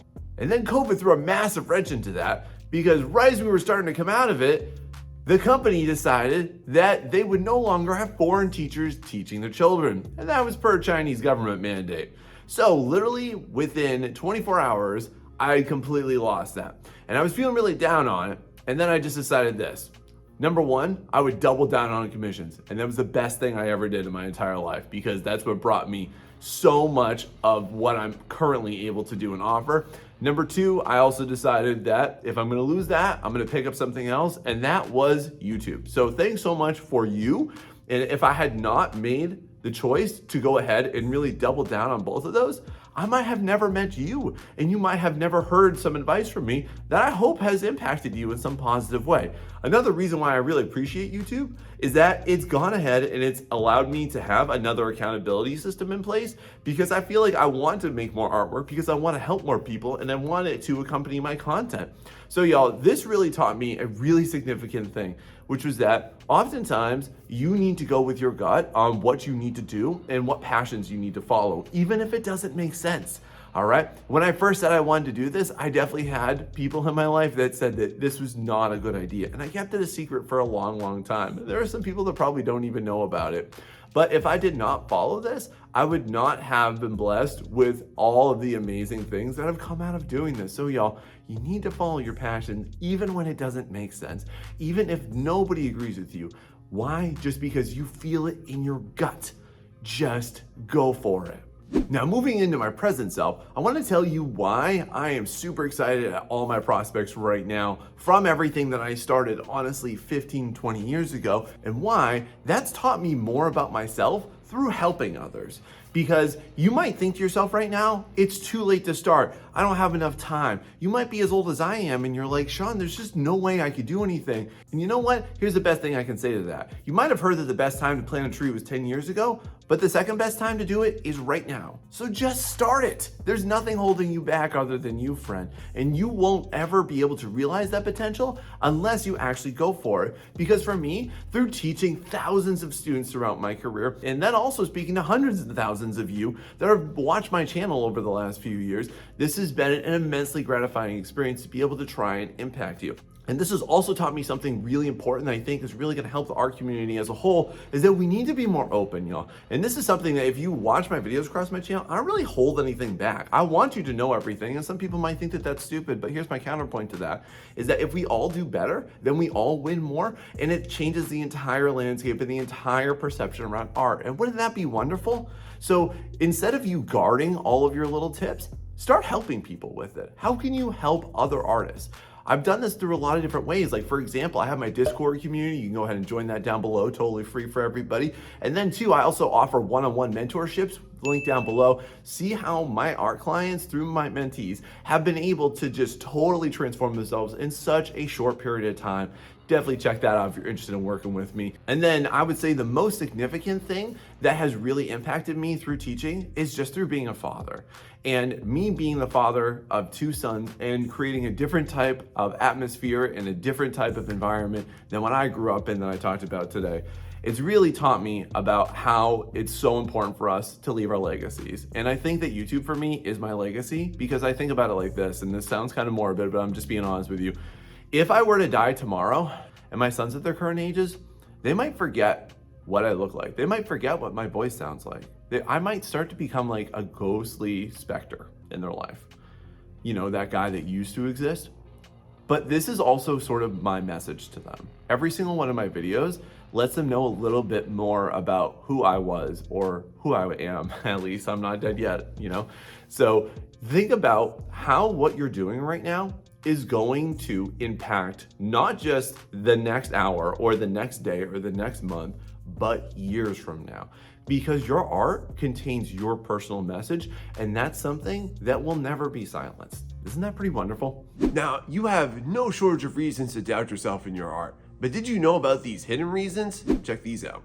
So why do you think that you're not worth it? Why do you think that you can't do what you want? Why do you think that you can't get what you want to get, or you can't hit the goal that you want to get to? If that's financially, if that's a career, if that is just an overall landmark of something that you want to create. But right now, you are feeling like there's no possible way, Sean. No way can I possibly do that right now, right? Go ahead, come on. Tell me why. Why can't you do that? Come on, give it to me. Let me guess. Is it something to do with the job market? Is it something to have to do with the art market? What you can or can't get, what people are or are not getting? Come on, what else you got? Is it somebody's attitude or opinion towards you? Is it your mommy's telling you that there's no way that you're possibly gonna make it? Or your dad, who's a dentist, says, no, there's no way you can't possibly make it. Maybe your friends laugh at you, right? Come on, what else you got? Anything else? Any other reason why you think you're not worth it? All right, you wanna know the truth? Here's a really hot take.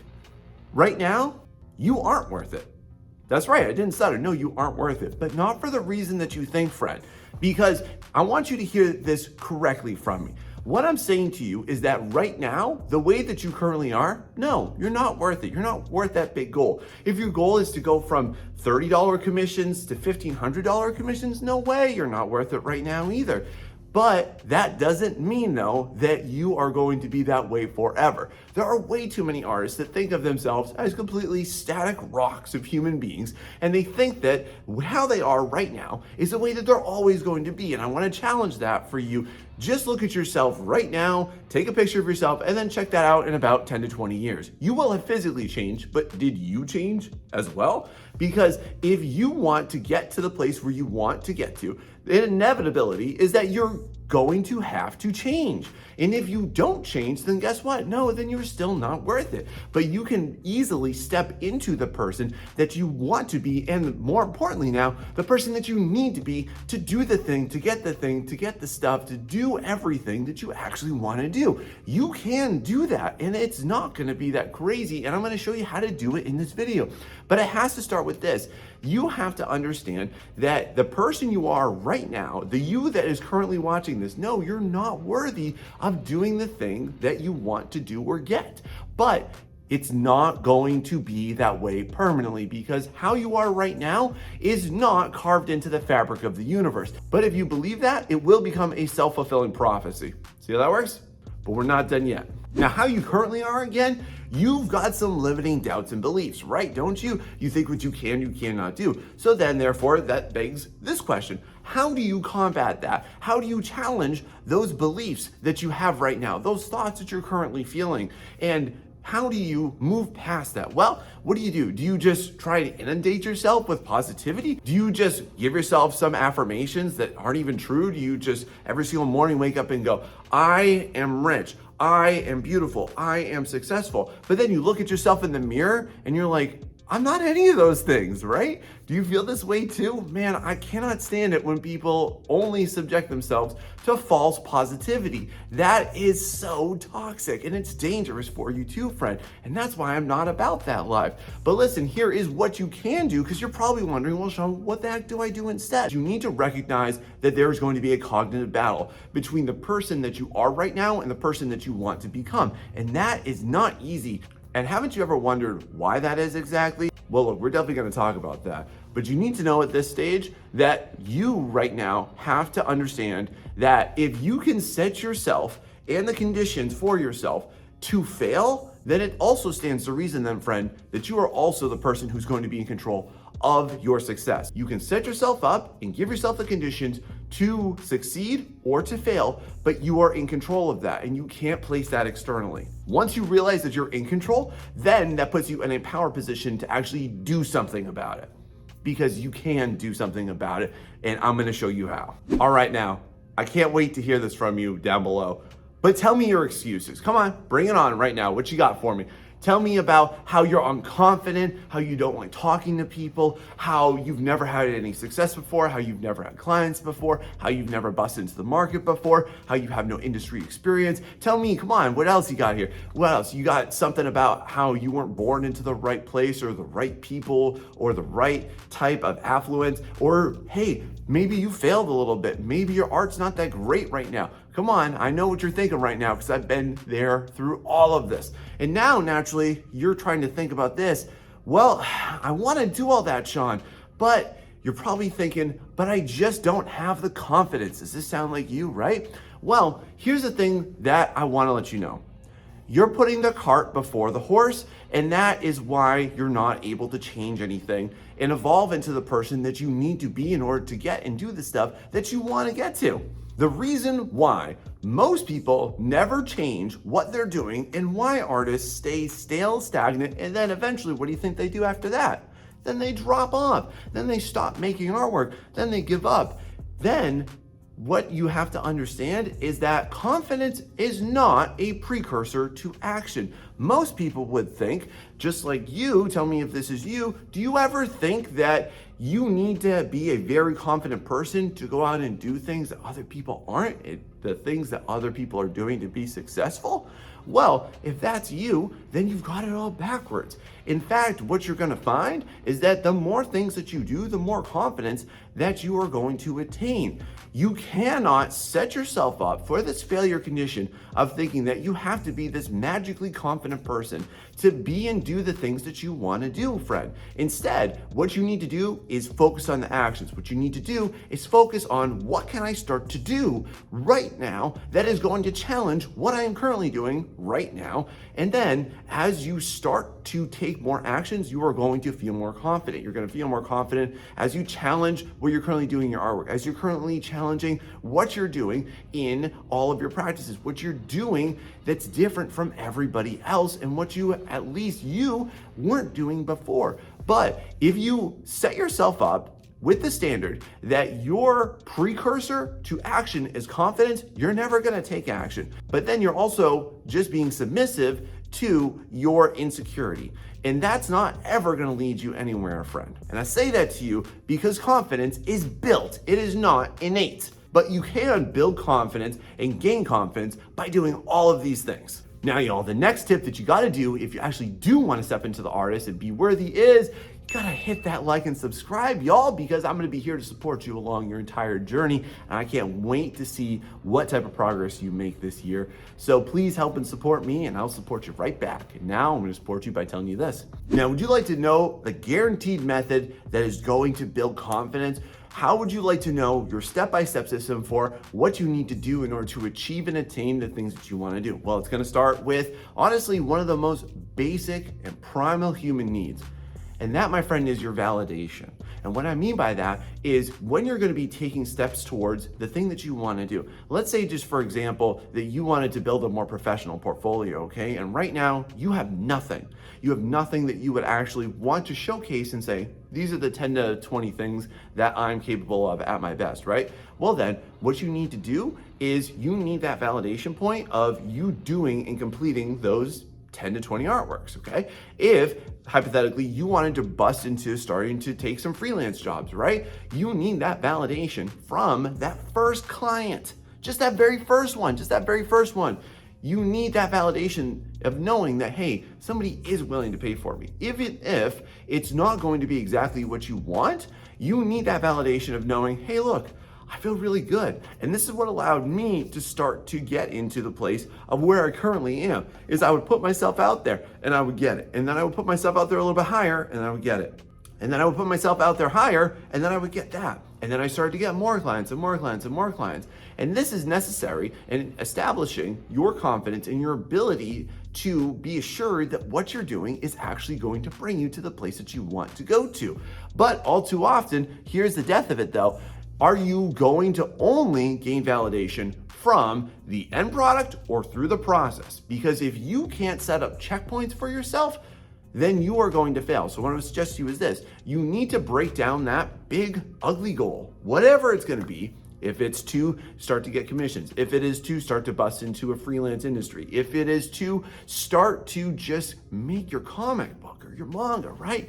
You need to set up your checkpoints for validation. Once I have this done, I'm gonna feel good. Once I get that done, I'm also gonna feel good. Once I do this, I'm going to feel good. If you're only gaining validation, let's say that you wanna get up to getting $1,000 per artwork that you get, right? But right now you're only able to get 50 bucks. You feel invalidated, don't you? Yeah, rightfully so, because you're not getting what you want to do, what you want to get, right? It's logical. Your brain's not stupid, y'all. So if you are only looking at the end and not every single step, then you're not going to get the validation you need to build the confidence you need to change the you who currently is into the person in the you that you need to be to do what you want to do. Now here comes step 2. Now, as somebody who gets a lot of messages and gets a lot of feedback from artists about why they're not doing better and why they're not able to get what they want, do you want to know my opinion on why most artists quit? Do you want to know what you exactly need to do in order to get to where you need to go? Because I'm going to be very real with you, y'all. If you want to go ahead and just put out anything that you want at whatever price tag you want, I'm going to say that unless you can back that up, yeah, you're gonna feel like a failure. You're gonna feel invalidated, and you might even be a little delusional or egotistical, right? So then here's what you need to do. Here is the secret sauce to you not failing, is you need to constantly also present the skills that the future you needs to be. I cannot tell you, y'all, how many times that I would ask somebody, hey, what do you think your problem is? Why do you think that you're not getting what you want? Why do you think you're not getting the clients that you want? Why do you think you're not getting the job that you want in art? The number one thing, ironically, that people tell me all the time is that they think that their art is good enough. They think their art is perfect. They don't see their art as the problem. They see their procedures with their marketing or some other external force as the problem. But no, y'all, you gotta look right here. You have to make sure that you present the skills that future you is going to be proud of. And you also gotta build the skills necessary in order to level up. Like, just for example here, y'all, if you wanted to get a $100 commission and you wanted to build that up to $500 commission, I'm be very real with you. A $100 client and a $500 client have vastly different expectations. And if you look at a $500 client versus a $1,500 client, oh my God, totally different realm of experience that they expect and what they expect from you. So you have to make sure that you're constantly going to be evolving and building your skills. You need to be the person who's recognizing what skills you need to implement and what you're doing differently. Because just like you probably heard before, y'all, if you're doing the same thing over and over again and expecting different results, what do we call that? I want you to hear me right though. I'm not putting you down. I'm not saying that your art sucks. I'm not saying any of that. But you have to factually look at yourself and just say this, that the current you's skill level is not worthy of the you that you want to be and the you that you want to become. But that also allows you to take control of that, because if you don't build your skills in order to present that to the person that you want to hire you or you want to get something from, then of course you're not going to get it.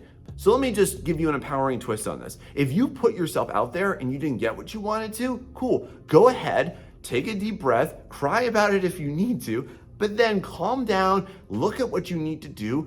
Take about 2 to 3 months and just hardcore build that skill and then represent it. Now, how do you build those skills? It's gonna be through doing this. Now, how do you reach your potential? How do you start to step into being the person that you wanna do in order to deserve the things that you want to? This is going to be a step-by-step process, y'all, but it has to involve you stepping into the driver's seat of your life, you being the captain of all of your procedures. And that has to start with you taking ownership of how you currently are and what you need to do. And again, you have to remember that how you currently are isn't necessarily the best possible version of you. And I don't want you to think ever, my friend, never, ever, ever say this to yourself. Never say that you're not good enough or that you're not going to be good enough, because unless you have a freaking crystal ball, you don't know that. But I'm going to tell you this, that if you continue to tell yourself that, then that's going to come true, because you're just going to make excuses for why you can't. I just want to be real and honest with you. If you don't help yourself, who's going to come and help you? Whose responsibility is this in this world right now? Who is going to come to your aid? It has to be you, friend, and it has to be you alone who's going to start that process. So what I want to recommend to you right now are 3 things that you need to take a look at in order to start to evolve your process and your procedures in order to grow yourself. This all starts with basically reflection and refinement of what you're currently doing. So first off, take a look at this. What do you need to pivot? Like, what are you doing right now that just totally isn't working for you? This can be with your art and or with your life habits. This definitely isn't working. You need to pivot. You need to go ahead and change that completely. You need to go in a different direction. Maybe you're not getting the clients you want in the genre you want. Do you need to change it? What else are you interested in? Number 2 is you got to think about what do you need to adjust. Think about what you're currently doing and how can you start to make some little tweaks to that? How can you start to turn your current progress into some much better progress, okay? And then next, you need to think about what do you need to improve and enhance? So what are you doing right now that is working for you, that you're seeing some level of growth with, and what do you need to invest more time into that thing, and what do you need to highlight? Because you're doing great stuff. Inevitably, if you're an artist watching this right now, you're doing some good things. You need to enhance that, and you need to do more of it in order to improve that and then bring that out. And then that's gonna also do what now? It's gonna help you feel worthy. It's gonna help you feel more confident too. See how that works? Now I got a really big question to ask y'all right now watching this, and it has to do with this. Why are we all ignorant? Why are all artists ignorant? Yeah, that's right. You, me, anybody watching this, I'm not coming for you, but I'm just gonna ask that question, is that why are we all ignorant? And it's just simply because of this. Because we only know to the extent of what we know. You can only do the extent to which you know how to do. And that puts you in somewhat of a limited capacity, my friend. So then therefore, now what you have to start to think about is your self-education. So what are you going to do? What do you need to invest time into? What type of ignorance, what do you not know? And how are you going to combat that? Because if you want to know a major secret sauce thing, it's this, is that the price of success is paying down the debt of your ignorance. And we all have an ignorance debt. And some of us have a much higher ignorance debt. And I'm not saying that that involves paying money or anything, but you really need to invest into your self-education. I'm going to tell you this right now, and regardless of what anybody else has told you, regardless of what you think and what your mom or your dad thinks that aren't even artists, I want to let you know this, friend. You have never, ever, ever heard of a better time to be an artist and to be a professional artist than right now. Never, ever in the history of the world, not 10 years ago, 50 years ago, 100, 1,000 years ago, has there ever been an easier time for you to start to become an artist. You have never, ever seen such a wealth of amazing artistic communities. You've never seen such a wealth of free artistic resources. You've never seen so many accessible things that artists can go to and do and courses to take. And there are cheap alternatives or free alternatives everywhere. Or you can invest into really big, awesome paid programs too. You can go to courses, you can go to classes, you can invest into mentorships. So like I do a mentorship, mine is down below. If you're interested in checking that out, definitely go see that. If you really need that one-on-one help, you can also think about this though. You need to think about how are you going to grow and expand yourself. If you're not expanding yourself and you have this limited capacity way of thinking that how you are right now is just the best possible version, that is going to be lethal for your artistic growth because you're stunting it. And that is never going to allow you to step into the role of who you want to be. Now, the way that you're also going to destroy ignorance is you got to get out of your own head. You have to exit your own echo chamber. You have to step into communities. You got to find those communities that are going to help you. And yeah, there are toxic art communities out there. There's toxic in any type of community out there, okay? That's just humanity, y'all. But don't shy away from it because of that. You have to embed yourself into that. You need to seek that feedback. You need to seek some real advice for how are you going to feel better and other shifting perspectives on it too. But I am going to just go ahead and warn you on this one.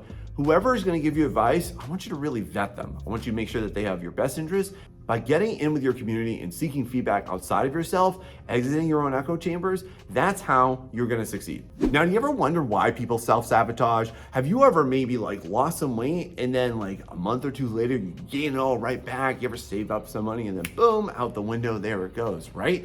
Well, ask yourself this. Why does that happen? Why do we self-sabotage?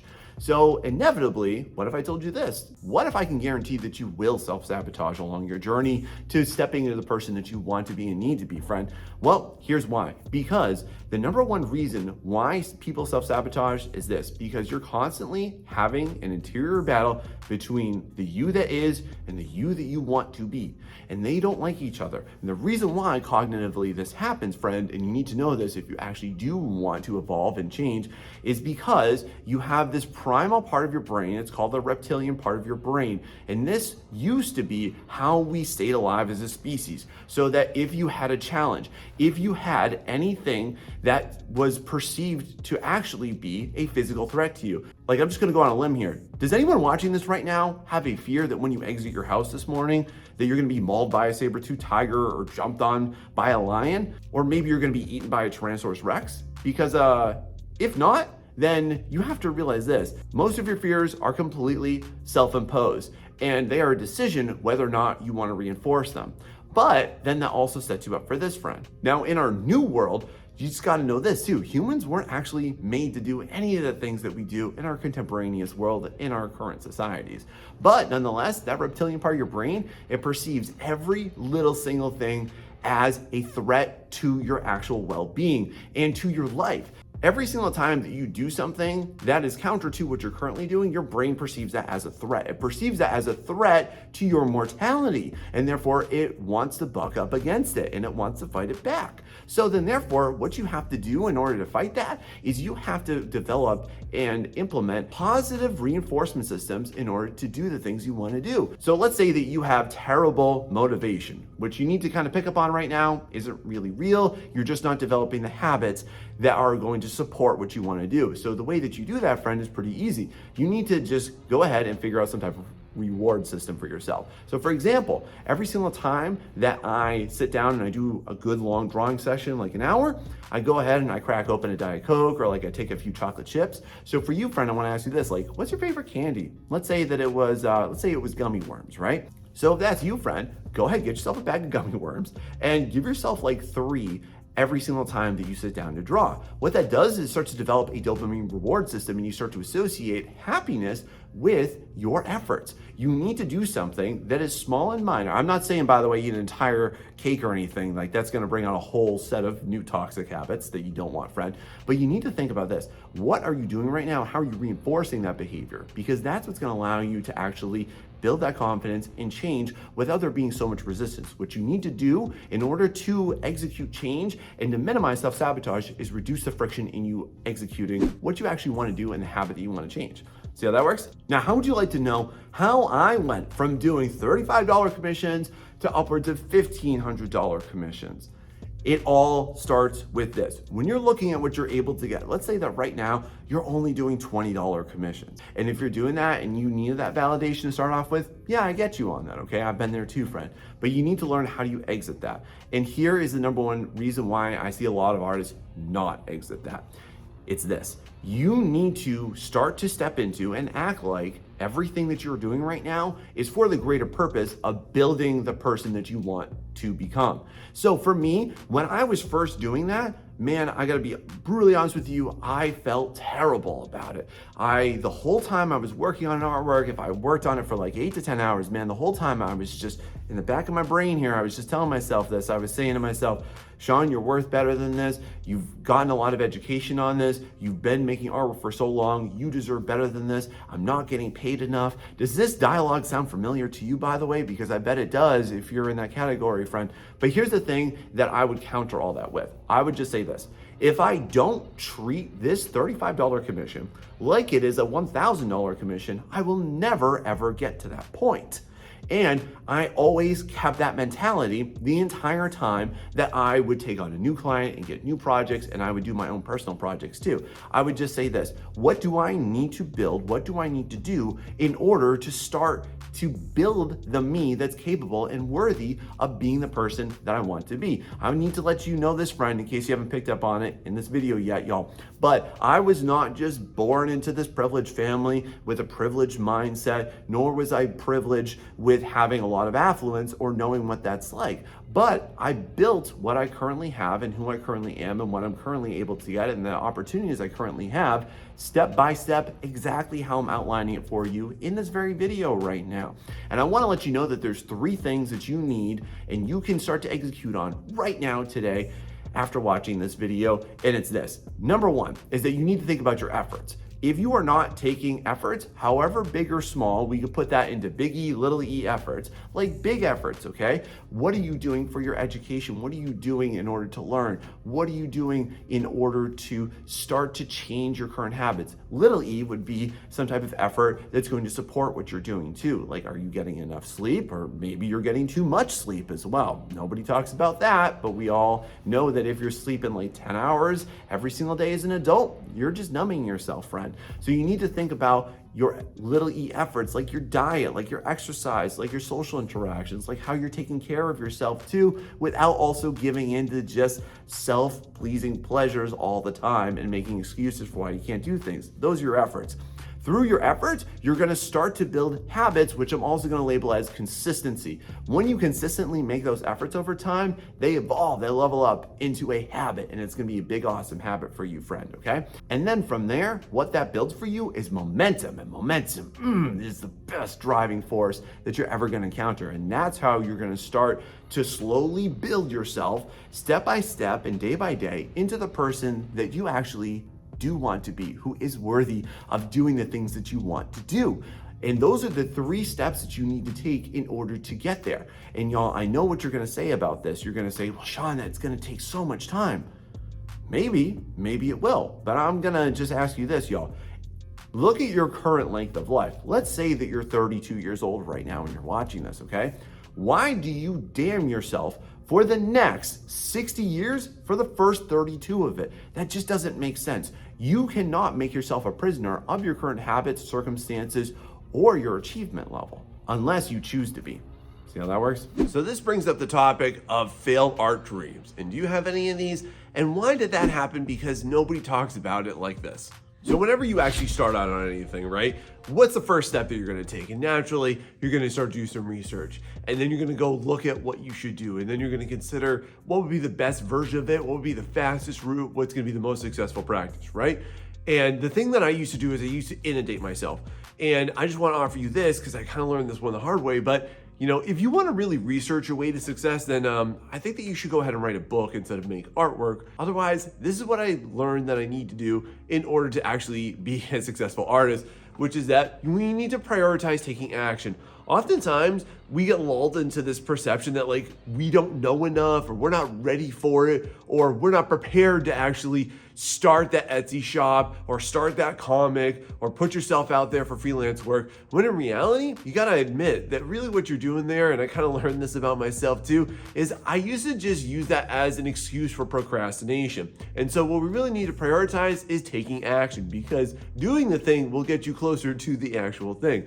All right, so like for me, it was when I used to go ahead and I used to make excuses for why I didn't think clients would want to buy my work, or why I thought the art market was too oversaturated, and I would try and look at all these things. And then when I finally just released myself from that expectation and accepted that like I just need to start doing it, that's what started me off on the path. I'm gonna say this is the number one thing that most artists have trouble doing. And then here's another thing too, is that inevitably as an artist, you're a super ambitious person, aren't you? So you have more than one goal, don't you?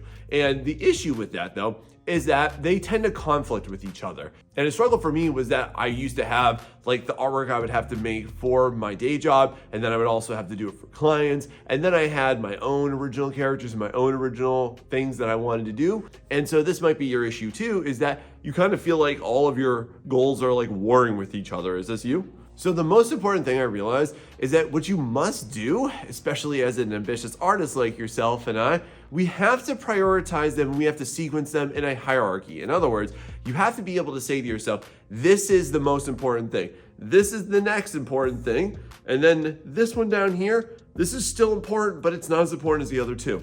So let's say, for example, here that you want to improve your portfolio, you want to apply for Riot Games, and you also want to make a webcomic, okay?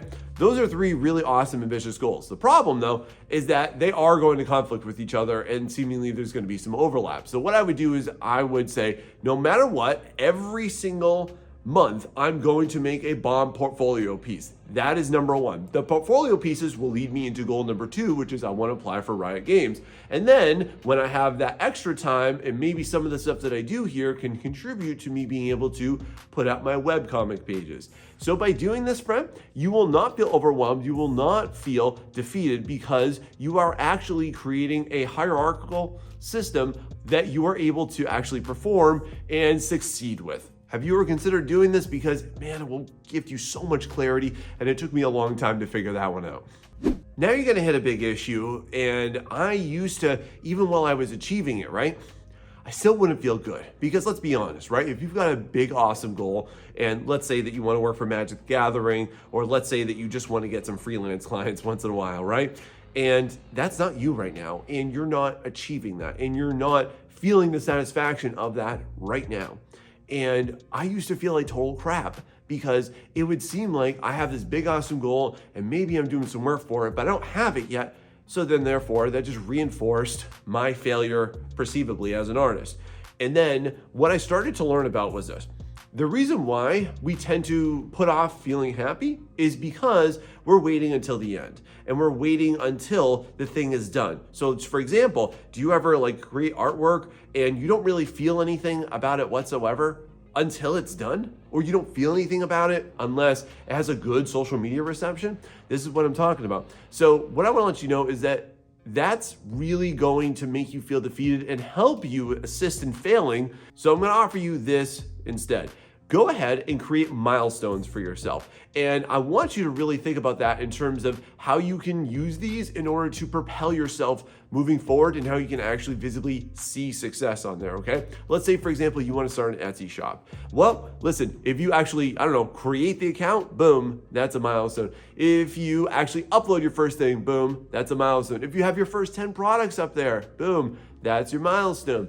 So if you do it like that, that's a much better way to look at it. I can also look at it like this. Like if you ever want to start an art YouTube channel like I did 4 years ago, then I kind of look at it like, okay, well, everybody wants to hit that first goal of 1,000 subscribers and 4,000 watch hours. So yes, you can just suffer and be miserable and, just hate the system and then probably just dump out after your first 10 videos like most people do. Or I used to look at it as, okay, here's my first 100. Here's my first 200, here's my first 500, and then so on and so forth. And that way you have a much more sustainable route to getting there. And if you actually consider what the milestones are, you will actually hit yourself with a little bit more satisfaction and it will propel you more forward than hold you back because you're waiting to feel successful when honestly, that's what's gonna cause you to fail. Have you ever struggled with this? Now, even though I just expressed to you why it's so important to have those milestones, I want to let you know that there's also a little bit of a problem with that.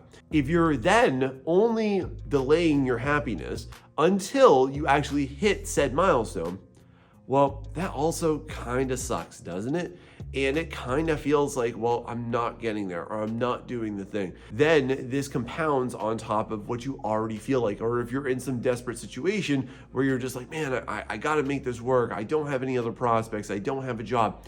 I need to make this art thing work. That's what's also going to hurt you bad. So what I discovered is that what you need to do is you need to take down those goals and you need to chunk them out. So let's just say, for example, here that you have a comic that you want to make, right? One of the worst goals that you could possibly have for yourself in this regard is to be like, well, I want to create the first volume and it's going to be 28 pages long.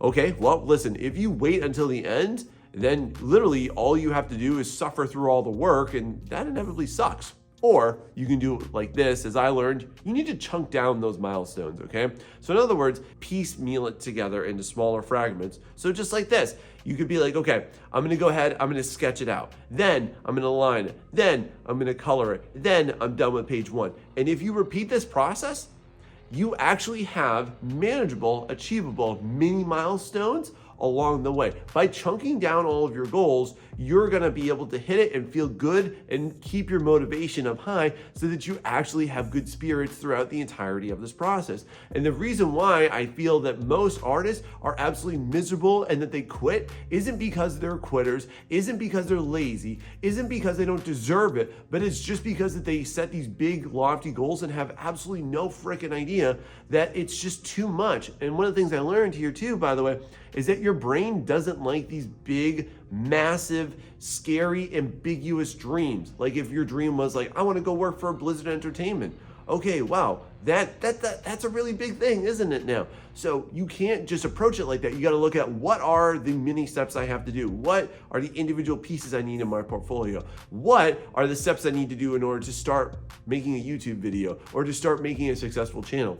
And if you do it like this, then I found that it's definitely a more sustainable way because you can literally look at where you have been and where you've gone, like I'll talk to you about later in this video, and why that's so important for you.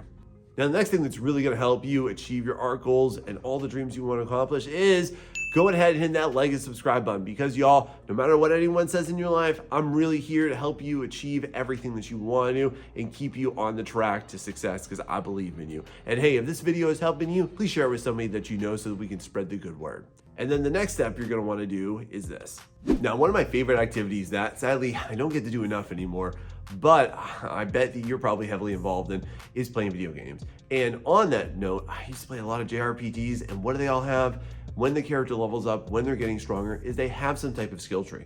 And one of the things I learned is that if you start to figure out exactly what you need to do for your own artistic skill tree, that will massively propel you to the future. Because tell me this, have you ever said to yourself, like, I need to make this artwork the best. I need to make this artwork the most impressive artwork I've ever made. Or I need to do a killer job with this.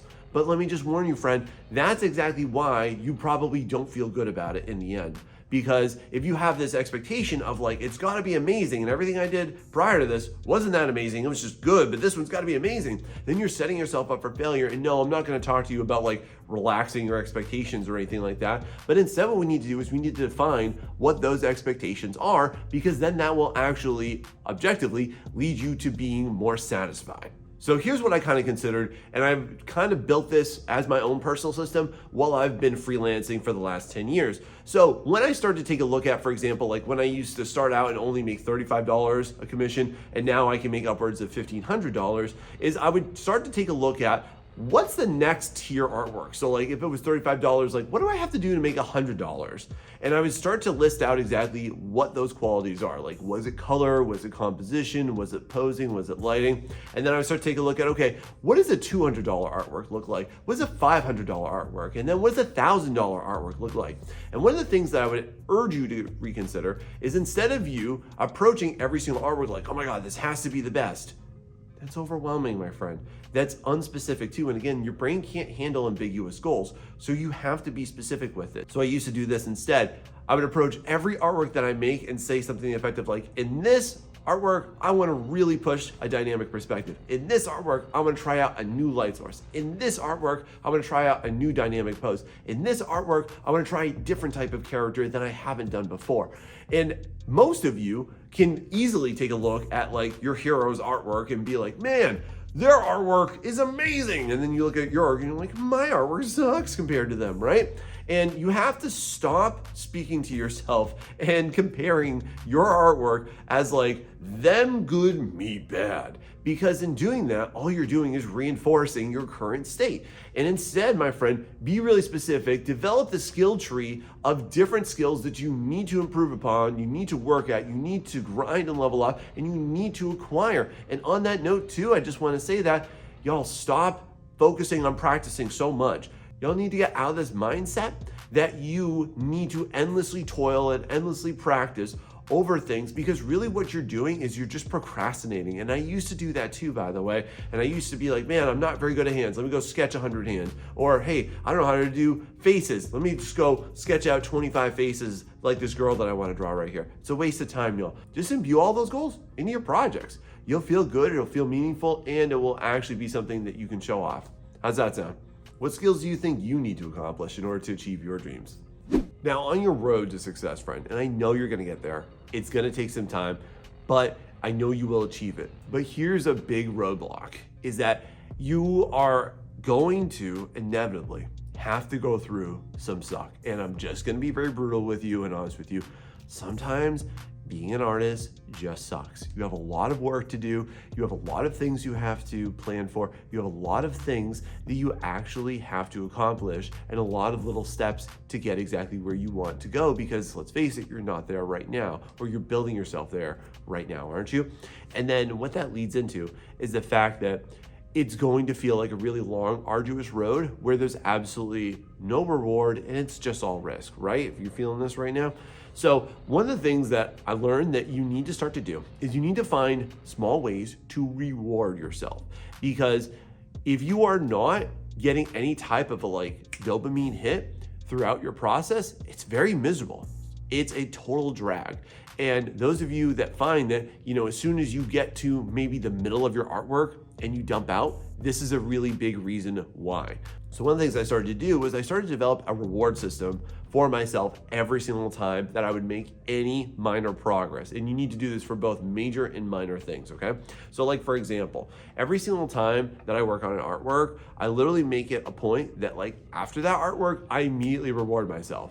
And you can kind of think of this very simplistically as, obviously food is a really easy one. If you just give yourself a little snack, just for example here, if you didn't know this, if you were to go ahead and work out and you have a single small piece of chocolate right afterwards, that starts to train and condition your brain into associating reward with a hard task. And similarly, you can start to do it with your artwork. So what could it be for you? Can you get a bag of your favorite candy and you can have one small piece, maybe a Hershey Kiss, or a little fun size Kit Kat every single time that you finish? Or if you're not on that route, and definitely you gotta mind your health on this one too, can you go ahead, for me, I love a good Diet Coke after I'm done. I'll just go ahead and pop one of those and chug that as soon as I'm done with my session. Because then that way, again, I'm sort of conditioning myself to liking the process. I also, by the way, continue to do this when I work with clients. So when I get a new freelance client, one of the things that I'll always do is I've always gotten this as a good practice. And for those of you that freelance, I urge you to start to do something like this too,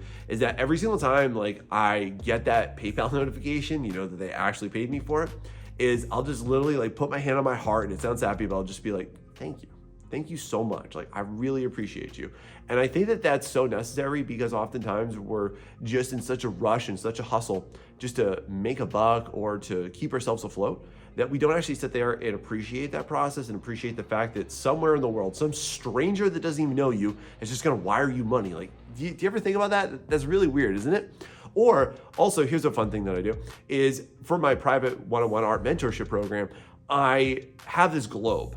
And I've been able to work with people in over 25 countries. And I started to kind of pick up on that, and I wanted a visual representation of it. So every single time I get one of my mentees from a new country I've never worked with, I'll go ahead and I'll take a marker and I color that country red. And it's really fun for me because I can spin it around and I can see everybody that I've worked with. And it's so cool, and it's very motivating, and it keeps me motivated to want to continue to do the things that I do and to level up my practices so that I can work with more people.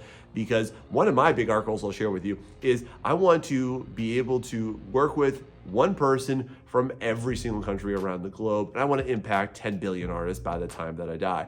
And I know it's a big lofty goal, but y'all here on YouTube are definitely helping me with that. But no matter what you want to do, friend, make sure that you have some type of easy reward system so that you're going to train your brain to actually enjoy the process, and then potentially even get addicted to this process of making artwork in a healthy way, so that you don't just get addicted to quitting and failing every single time things get hard. Is that you?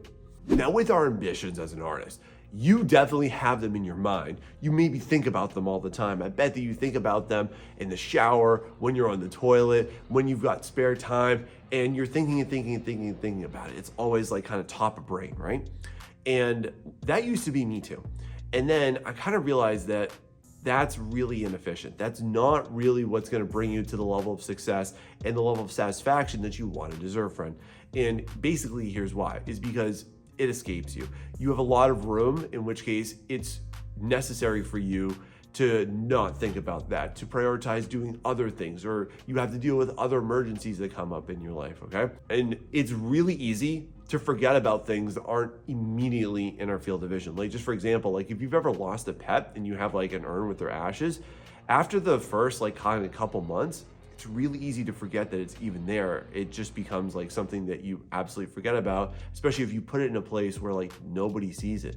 So one of the things that I learned I had to start to do with my goals, and I'm going to very much urge you to start to do this immediately, is you have to put them within your field of vision. If you can't see them, friend, you will forget about them. If you are not reviewing them on a very consistent basis, then it's going to be something that honestly is going to slip your mind, and then you are going to fall into despair. You're going to fall into negative mindsets and frames that aren't going to serve you going forward. And one of the things that I continue to do is I have my goals physically posted somewhere in a space that I frequent all the time. So where could this be for you, friend? Could it be in your bedroom? Could it be on the back of your door? Could it be in your bathroom? And one of the things that will drastically help you achieve your goal, focus you, and help you never lose motivation is really simply this.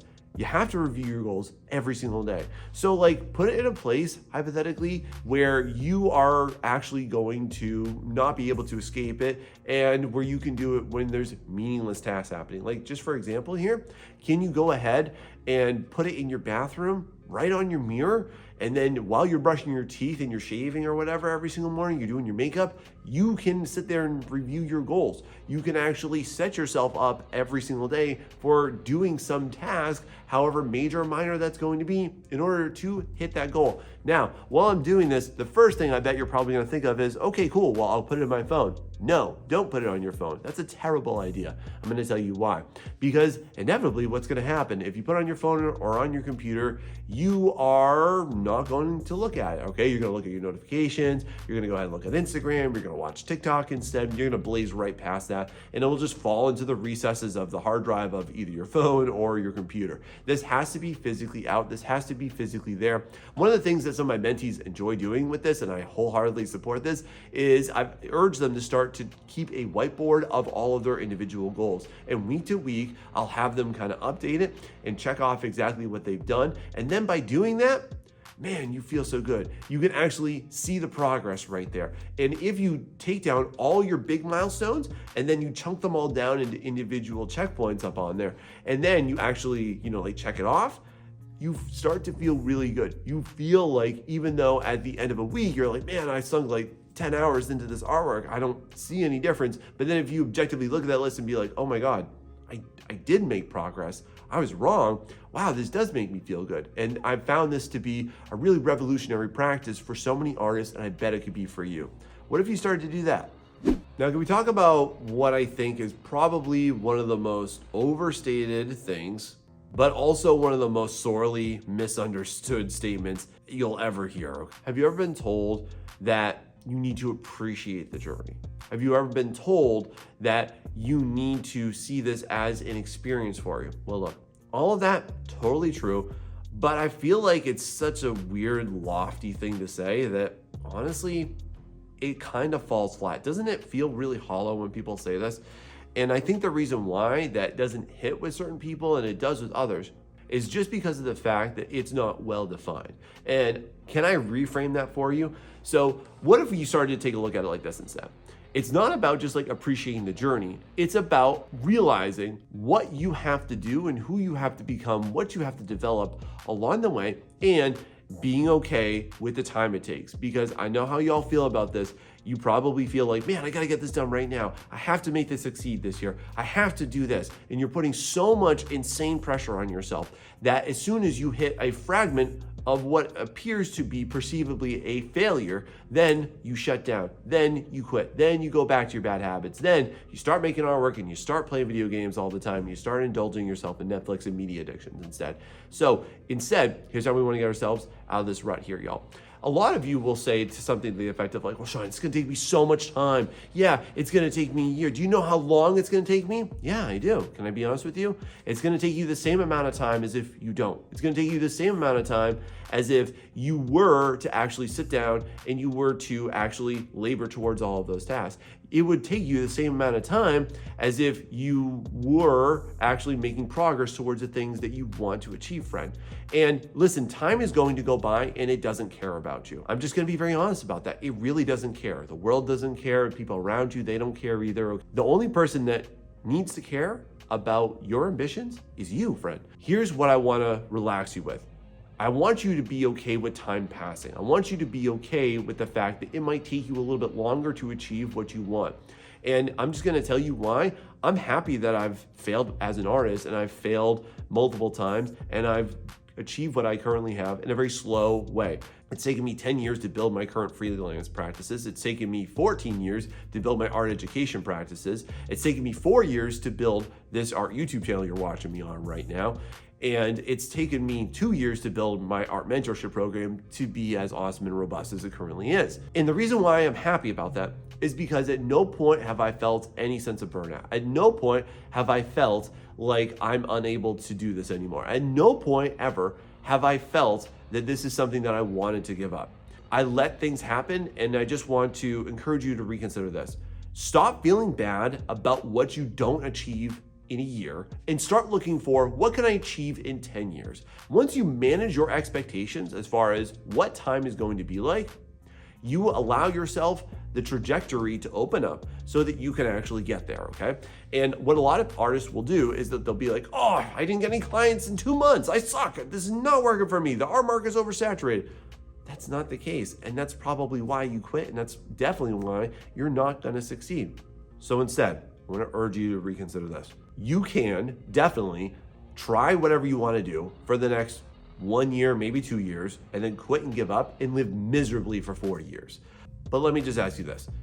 Do you really want to base the next 2 years on the next 40 years of your life? Or do you want to make a 40-year decision and labor towards that? Because one thing that's inevitably true in life is that whatever you labor for, you will eventually get there if you do not give up. You ever consider that? Now, a lot of you are probably doing what I'm about to suggest to you completely wrong, and you're doing it in a way that's not serving you, it's demotivating you, and it's definitely stealing a lot of your motivation. So inevitably, you probably compare yourself a lot, right? You probably look at other artists online, and you look at your heroes, and you look at other people in your sphere, maybe your friend group too, if you're like on a bunch of art Discord servers or some great art platforms like that, then you're probably looking at that, and you're looking at your own work and going, oh, I don't look like that. My artwork isn't good like that. Oh my God, this sucks. What am I doing wrong? And then let's compound that. Then I would bet that you probably follow a crap load of artists on social media, don't you? And just like me, like I used to follow like thousands of artists. Then you will compare yourself against artists online, and they will be all different things. And this person will be doing anime, and this person's doing 3D sculpting, and this person's doing hyperrealism, and this person's in fantasy, and this person's in cyberpunk, right?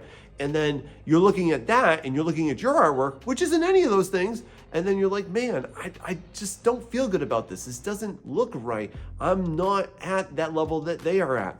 Or they've been going at this for so long, how do I ever have a chance to succeed? Or how about this? Have you ever been like, man, that person, the artist is so much younger than me. How are they able to do that? I hate them. And if you had those thoughts, that's natural. But here's why that is because you're not comparing yourself well. And the proper way that I would ask you to instead look at it is look back at what you've been doing about every 6 to 12 months. Because one thing that I've been able to do, certainly over the last 5 years, I've heavily invested into this, and it's been able to allow me to really propel myself to where I currently am and where I want to continue to go here, because I'm not at my peak yet, I don't believe that, is you want to go ahead and objectively take a look at the two and just notice growth areas, okay? And you should inevitably, if it's something that you're doing consistently and you're actually performing the things like your milestones and chunking down those milestones, like I've been suggesting to you throughout this video, then you will definitely see progress being made. And I know that you've probably been told that you need to compare yourself only against yourself, but The thing that's not defined there is that you need to look for specifics, like what improved over that time period. Okay, for a lot of you just starting out, or those of you that are just younger artists, you need to instead not take a look at like, oh, look at that, I suck and now I still kind of suck. No, friend, just be like, okay, look, well, I got a little better at eyes. I got a little better at drawing hair. I got a little bit better at color. I got a little bit better at composition. I got a little bit better at how I render. I got a little bit better at light sourcing. I got a little bit better at posing. When you start to take a look at that, it allows you to actually sit there and feel satisfaction and feel some sense of accomplishment like you do deserve. Because y'all, art is a long journey. Art is not even a journey because listen, a journey has an end. Art doesn't have an end for you.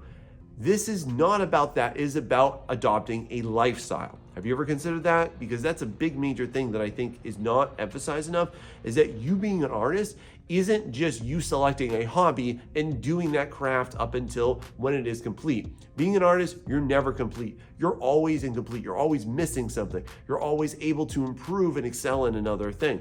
So by you instead not looking at where you need to go, but also where you have come from, you'll see what you've been able to do. Much like if you play video games, it's almost like you revisiting the old like starter newbie town when you're now like level 25. And that's not a huge accomplishment. It's easy to do that in almost any MMORPG, right? But go ahead and do that. And that's a really easy metric for you to go ahead and propel yourself to the future success that you want and deserve. Now, I want to hit you with a big understanding that took me a while to realize, but as soon as I did, it was really deep and meaningful for me. So a lot of you are not going to allow yourself to feel any sense of accomplishment, to feel success, to feel like you've made it until you actually make it. And you're going to think that your success lies in the product, the end goal, achieving this, being recognized for that, the amount of likes, follows, subscribers that you want, whatever your metric is, the amount of customers you have or the sales that you had, all that stuff is great. But that's not the point of goals. And this is a major reason why most artists will never hit their goals, okay? And I want to just let you in on this well-kept secret that shouldn't be a secret because I'm going to expose it right now. It's not about you hitting anything that is actually of substance to you, okay? It's not about your sales. It's not about your customers. It's not about your income. It's not about your success or your fame, popularity, whatever it is. It is about this. It's about building trust in yourself, okay? And one of the things that we don't consider enough is how every action that you take is either building trust or destroying trust in yourself. Let me just take this as a very minor goal here. So for example, do you hit your snooze button every single day? Like, are you somebody that has to slap that thing every single like 5 minutes? Maybe you make a whole bunch of alarms and you just keep whacking it until it just finally feels like it's a good time for you to get up? That's an easy example of how you're destroying trust in yourself, because you're literally proving to yourself right there, I can't do it. There's no way I can't wake up in a structured time. And if we look at this in an artistic perspective, okay, if you say to yourself, I am going to, by the end of this month, complete one artwork, and you don't do it, you destroy trust in yourself. You don't believe that you can do it. You're not infusing yourself with any level of belief that you're actually able to do the things that you want and set yourself out to. Now, here's where that becomes really toxic, is because now you have a large amount of excuses as this compounds over time into why you can't do things. You're gonna be like, well, look, I can't go ahead and go and work for Blizzard Entertainment because I'm just not worth it. I'm not talented enough. I'm not able to do that. I wasn't born in the right place. I didn't have the right teachers. I'm not rich. I can't afford that education or that mentorship program. Those become your excuses because you don't trust yourself to do it. And I see this all the time at a macro and a micro decision level, because you're gonna say like, well, look, I can't possibly make 5 to 10 hours a week for making artwork, okay? But then what do you do with that time anyways? Real talk. You convince yourself that it's not worth it for you to invest into your artwork, but it is for you to invest into something else that is going to give you some remedial sense of satisfaction. However, it's not going to last for you. You know what I'm talking about, okay? If you consider your vices and where your time's going, you're going to see exactly what I'm talking about. And I just want to urge you to consider, are those activities actually going to bring you any level of fulfillment?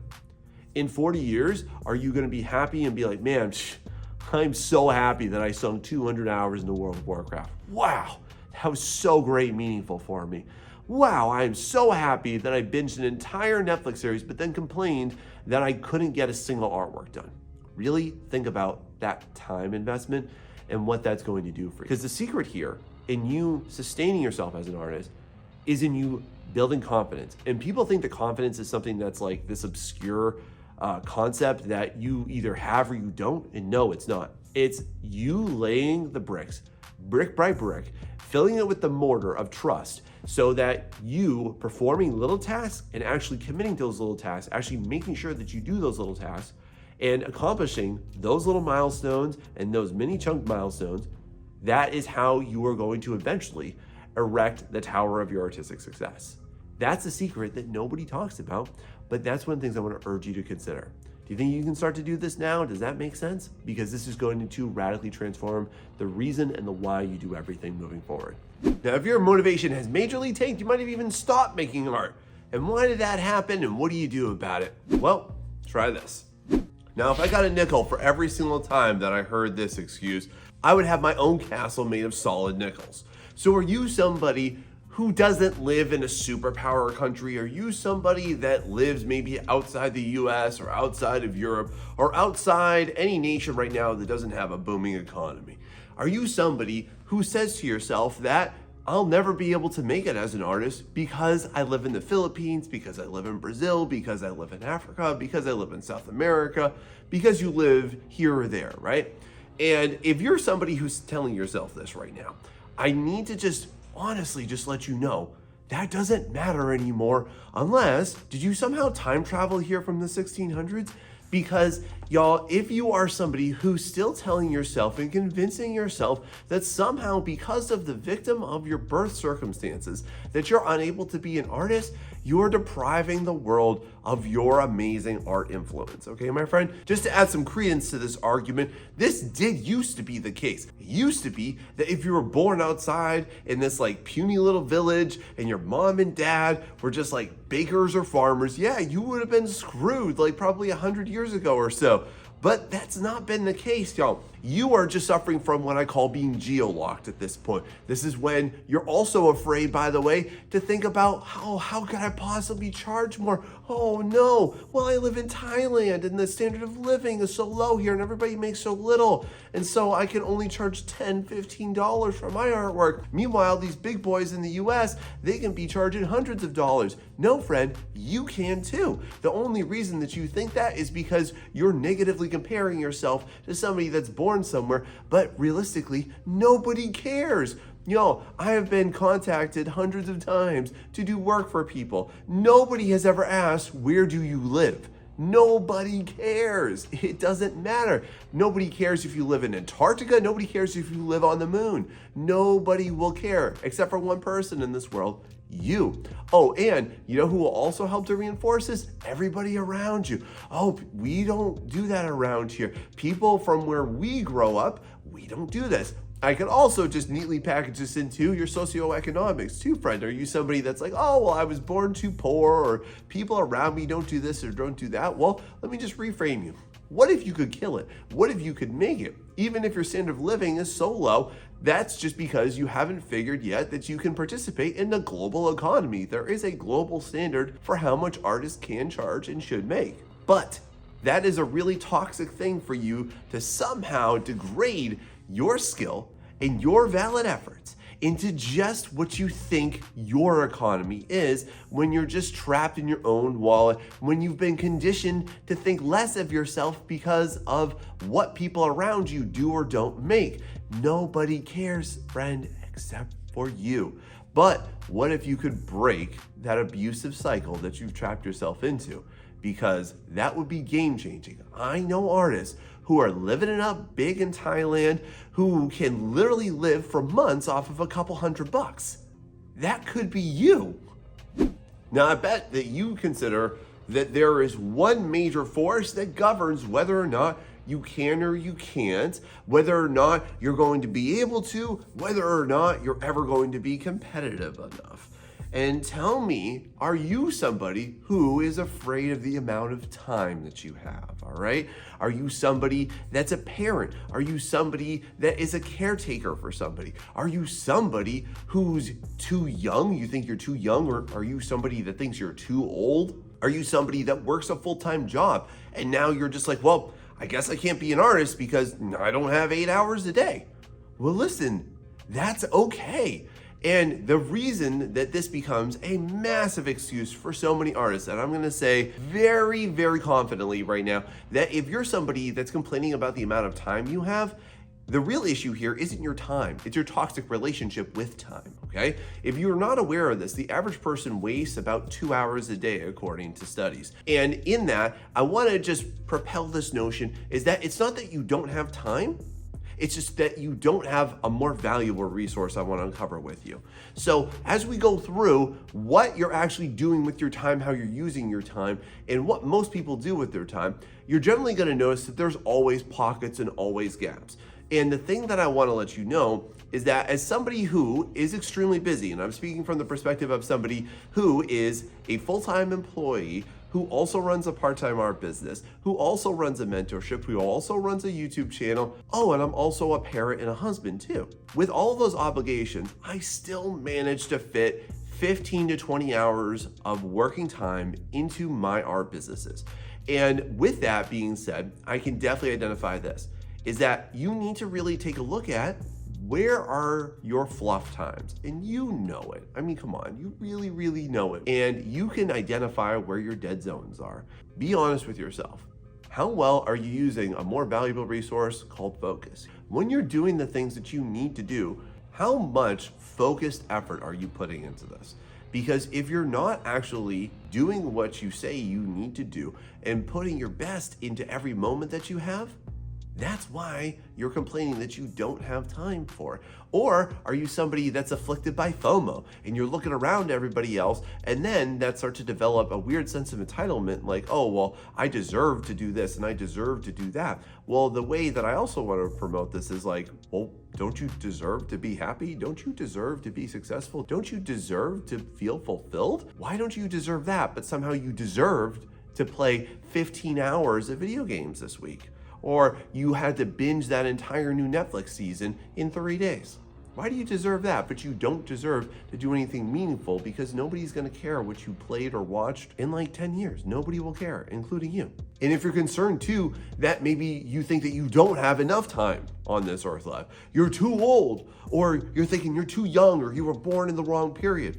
Okay, well, let's take a look at that, because honestly, the issue isn't time, because time is gonna go by. I just wanna let you know, friend, time doesn't care about you, but you should. And the same amount of time it's gonna take you to maybe succeed or maybe try or maybe even get your foothold on what you wanna do, that time is going to pass by anyways. And then in that case, if you don't go for it, then you're just gonna be older and you're gonna be grouchier and you're gonna be more miserable and you're gonna feel like more of a failure and you're gonna have less time to do anything about it. Why? Just because you were too afraid to take those steps. So what if you just did it anyways? Now, another really bad excuse you're gonna find is that you don't really know where to find good information. And for you, my friend, please go ahead and hit that like and subscribe, because listen, I am gonna be here for you every step of your artistic journey, and I would love for you to learn how to grow into the best artist you possibly can. And I'm gonna be here for you for that. But what I'm not gonna be here for is to allow you to fall into this big excuse. Now, for all the freelancers in the house, this one goes out to you. So tell me this. Do you regularly have clients, or do you even have clients that maybe like to purchase your merchandise, or maybe they purchase your courses, or maybe they're just a really avid supporter on your Patreon or anything like that? Or maybe you're just starting out and you're happy with the people that have supported you so far, even though they're not really giving you too much. And one of the most common excuses that I deal with, especially like when I work with people in my mentorship, is that they're gonna be afraid of losing their clients. So let me ask you, are you afraid to lose everybody? Like, what if tomorrow you just woke up and like nobody that you have that you know right now ever bought from you again? Does that trigger you? Does that just induce intense anxiety and dread from you too? Do you think that like, well, now if they left, oh my God, nobody will ever buy from me. I'll never find that. I have to start all over again. Well, let me just put this into a different perspective from you. Because oftentimes, whenever people are feeling this way, the issue isn't that they're afraid of losing their clients, it's generally that they're afraid of losing comfort. Comfort in knowing that somebody is supporting them. And generally too, though, the people that are afraid of losing their clients are also the ones that aren't being treated well by their clients. And I don't mean that it's not that they don't say please and thank you. I mean that you're undercharging yourself and they're okay with it. And there's this weird kind of toxic relationship I notice that artists and clients have together sometimes, where if an artist is undercharging themselves and devaluing their work and their commitment, and they somehow think that they're gonna feel bad. Are you like this? Are you somebody that's like, man, I wish I could charge more, but I feel so bad about it. I don't think I can do that. I don't feel like I could do that. Well, my friend, I just want to let you know your feelings are betraying you, and your clients aren't the ones that are going to support you long term. Like, just to put this out there, like if the max that you're able to get right now is $50, first off, good for you. You're hustling, you're starting out. But do you imagine yourself still making that sum of money every single time that you do an artwork 5 years from right now? Because if you're afraid of losing that, let me just explain this to you really succinctly. Your clients are just okay with abusing you for a long period of time. And I'm just gonna put it out to you like this. Like, would you stay in an abusive relationship with somebody for 5 years? Would you stay with somebody who doesn't value? Would you stay with somebody that degrades you? Would you stay with somebody that isn't faithful to you? Because in the same sense, I just want to put it to you like this. A lot of times, especially when you're freelancing, you have to be okay with losing your current clients. Because oftentimes, what I have found definitely in my experiences is that when I lose certain clients, it opens a door to a better client. And from saying no to certain people, you have to learn that that invites other people to say yes to you. And it's more important that people say yes to you than you have to people please yourself into a lower status position that is not gonna help and support you. It's not gonna help you grow, friend. It's just an excuse because you feel nervous, you feel anxious, you feel dread over the fact that you might have to be with somebody else and you might get rejected from it. So I just want to put that out there. That's the real issue. It's not that you're afraid of losing your client, you're afraid of rejection. But listen, friend, if you're closing 100% of your sales, or if you're closing honestly more than 50% of your inquiries, you're charging too little.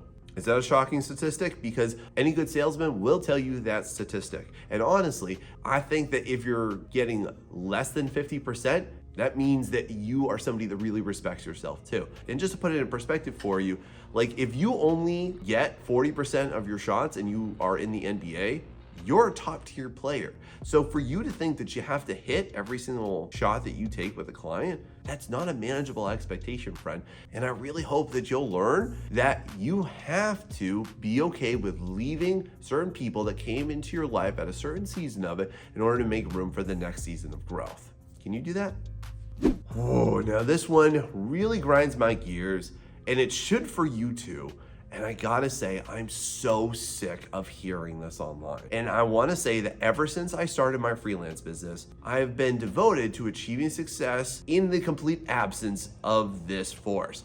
And tell me, have you been fed the lie that you must have social media followings in order to be successful? Are you somebody that's like, oh man, nobody will buy my work. I'm not gonna get any eyes on this. No one's gonna have any interest in me. No one's gonna wanna buy from me. No one's gonna think I'm legit. Or are you thinking that like, oh, well, if I don't have a following, then nobody's ever gonna reach out to me. I'm never gonna have any prospects. I'm never gonna have any potential in this. False, false, false. All lies. And I fully understand why this has happened, and I've actually gone over and made an entire video about how art YouTube has spread some of the worst lies to the art community and failed us all. And this is one of the big ones, is that you don't need a social media following. No, friend, you don't. It's okay. If you're somebody, especially in these current times, that doesn't want to accrue all these eyes and lurkers and all of these people that honestly don't care about your artwork that much, if you're somebody that's trapped in that bottle, let me just pull the cork out and release you. You don't, friend. If you want proof of this, let me just put some stake in the matter here. I make $3,000 to $5,000 a month on my art business and I have a pitiful social media following. Like I have less than 1,000 followers on every platform. I do have obviously a much more significant number here on YouTube, but I'm gonna tell you, over the course of 4 years of being on this channel for you right now, I've gotten 1 commission off of it, and that's it. And that was super rare, and this is not what my channel's devoted to either. So that was a total curveball for me. But for you, friend, I just need to let you know this, that people get art jobs all the time, and they look at not your social media following, they look at your artwork. They look at your portfolio. Yes, some people do get reached out to from social media, but it's a micro percentage of it.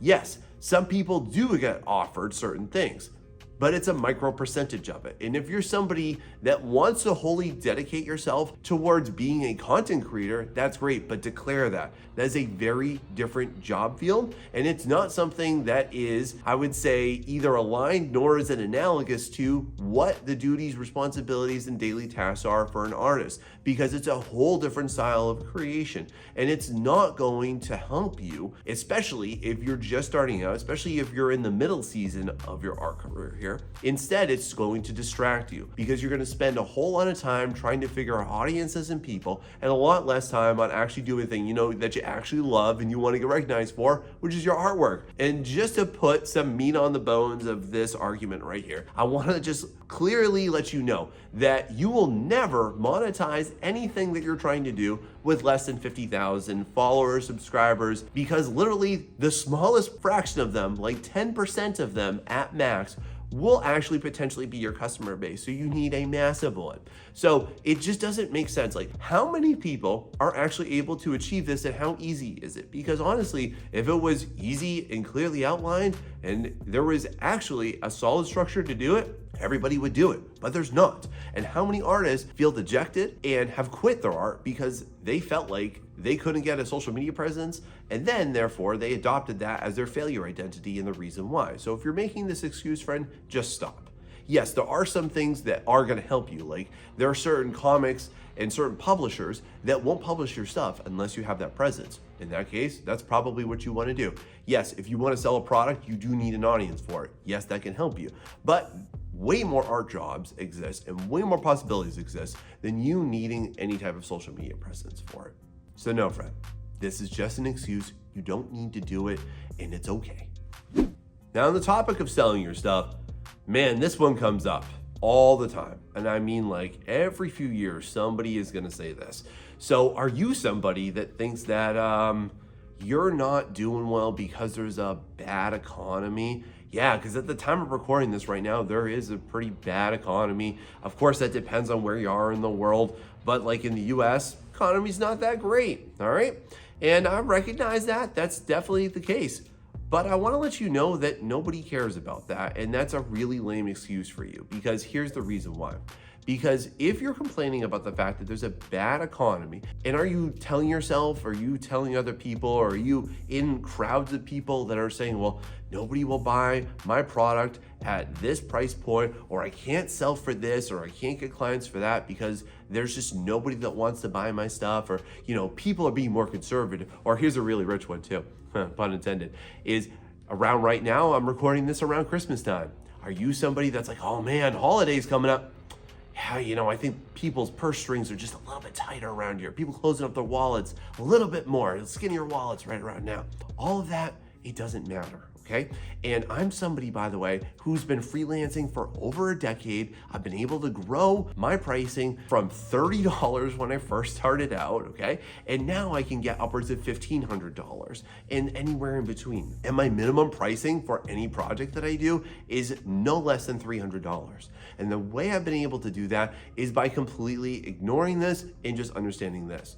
You have to stop again thinking that somehow because of your local economics, the areas that you currently live in, or the people that you currently discuss the bad economy with, are the people that are gonna buy your stuff. Because you need to participate in the global market. One of the coolest things, honestly, about freelancing and about you having the ability to make money online as an artist in this current era is the fact that people will buy from all over the world. And you wanna know the best part of that is?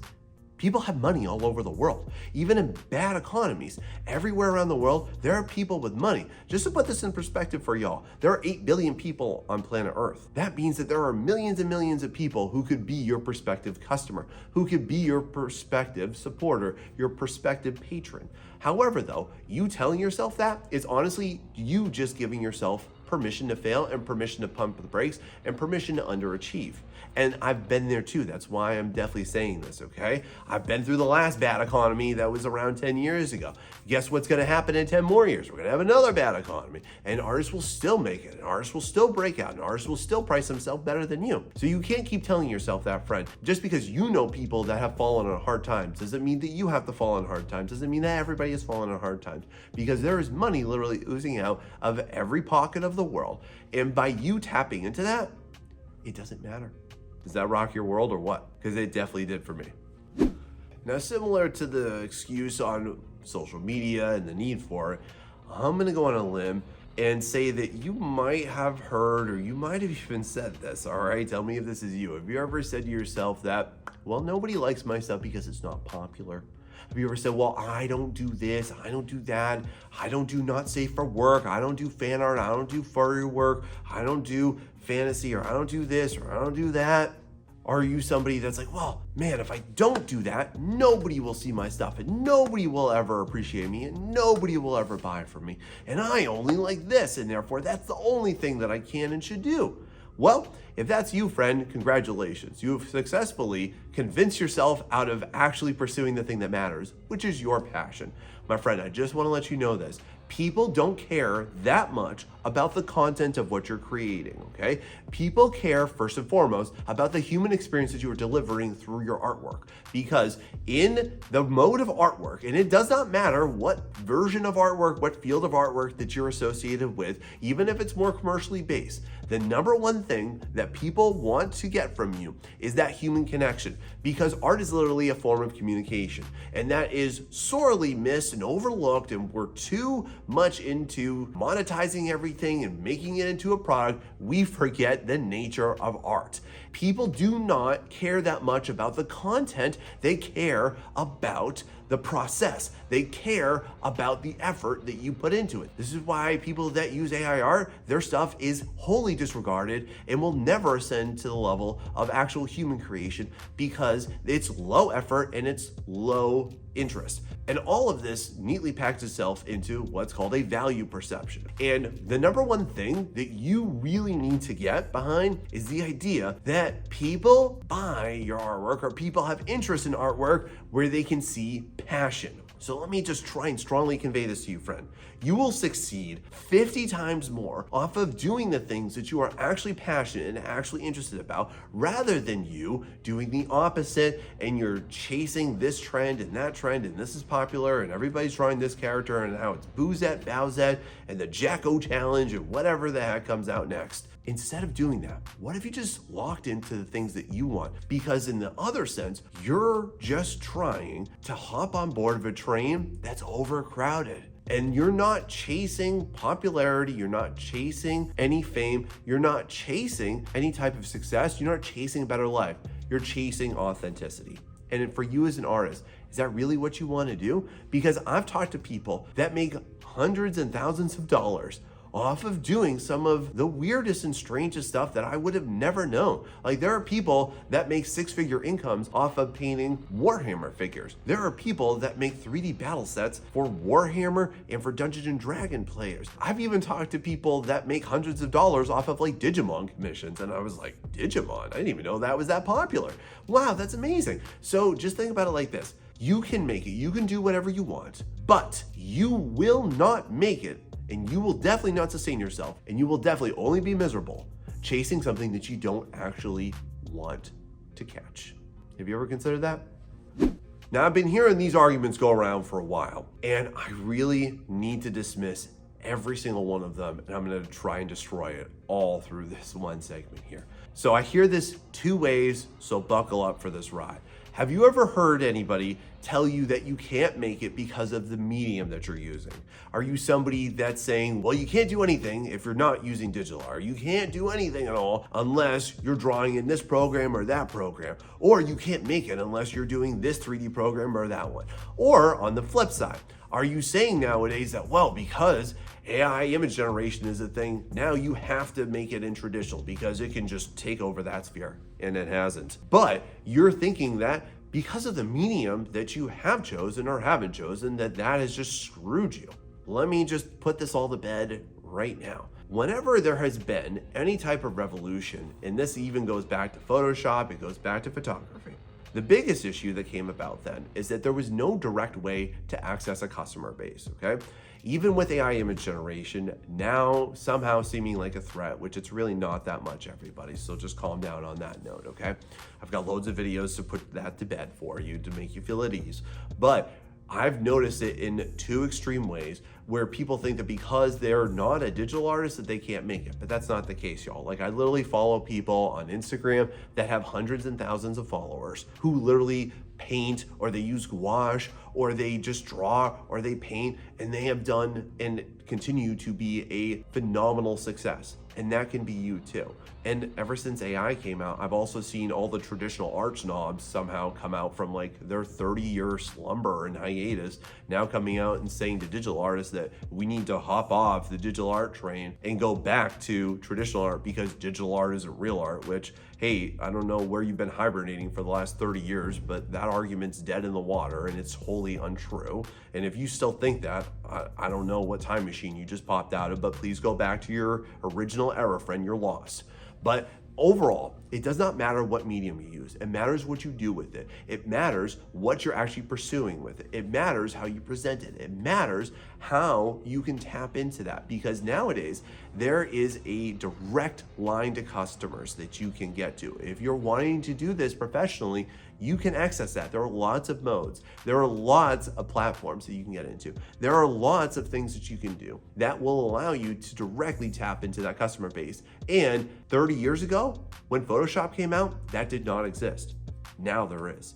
You can, as an artist, directly hit the audience that you want to with very few barriers in between you and them. And that's amazing. And that's only going to continue to happen when we rely less on corporations and the creator economy continues to blossom the way it currently is. So for you thinking that because you only do this and because you only do that, my friend, that's absolutely not true. And you can make it, whether or not you're doing it traditionally or you're doing it in a newer form, you will make it, friend. Now, this next topic, I'm gonna approach real gently for you, and I have a lot of personal experience in this matter that I wanna present to you. And one of the biggest things that I hear artists make an excuse for is overall themselves being a wreck. And I don't know why this is like a romanticized image of artists, but it's also a really damaging stereotype. And on this note too, specifically what I'm talking about is when I start to hear artists make any type of excuse for why they can't succeed, and it typically draws back to a diagnosis. And on this note, are you somebody that maybe is neurodivergent? Are you somebody that has ADHD, or you struggle with depression, or you have intense anxiety? And then typically, what I also tend to notice, I see this in the comments in my videos sometimes too, is people will say, well, I can't focus, I can't concentrate, I can't do this and I can't do that because of X, Y, and Z. My friend, I just want to let you know this. You have a diagnosis, not a death sentence, okay? Just because you have that concern, it doesn't mean that it damns you to mediocrity and to quitting and less than, okay? And one of the biggest things that I think that artists misunderstand about themselves, and especially about their diagnosis, is that it's not that you're unable to, it's just that you have a different instruction manual for how you need to operate. There's a way for you to be extremely successful, for you to achieve the things you want to do in spite of what you're currently struggling with, okay? And just because you're not neurotypical, just because you have different social emotional needs than other people, does not mean that you're therefore less than or deficient in your character, okay? It's just kind of like this. It's like you have an instruction manual that maybe is a little bit longer than somebody else, and it takes a little bit more time to read than somebody else. But it's not you are not a problem. You were made exactly the way that you were supposed to be made, and you are great the way that you are. But one of the worst things that I tend to notice is that People in white coats tend to tell you that there's something wrong with you, and they set limitations on what you can and you can't do. And this is something that I personally experienced because I had all these diagnoses when I was a kid, and I was diagnosed with ADHD and a bunch of other stuff like that. And honestly, I was always told, I can't do this, I can't do that. I think like this, I don't think like that. Or I would do this, or I can't do that. And one of the things that I always notice is that people are so quick to grab onto a label for why they can't succeed. But I promise you this, if you actually looked around, you'd find somebody who's doing tremendously well, struggling with a worse version of whatever you currently have, friend, okay? And so what I wanna let you know is that it's not a deficiency, and that is honestly a pretty horrible thing that we tend to do, especially just with some of the terms and diagnoses that we have. We tend to associate it with a character or a human deficiency, but my friend, you're not deficient. You're not devoid of anything.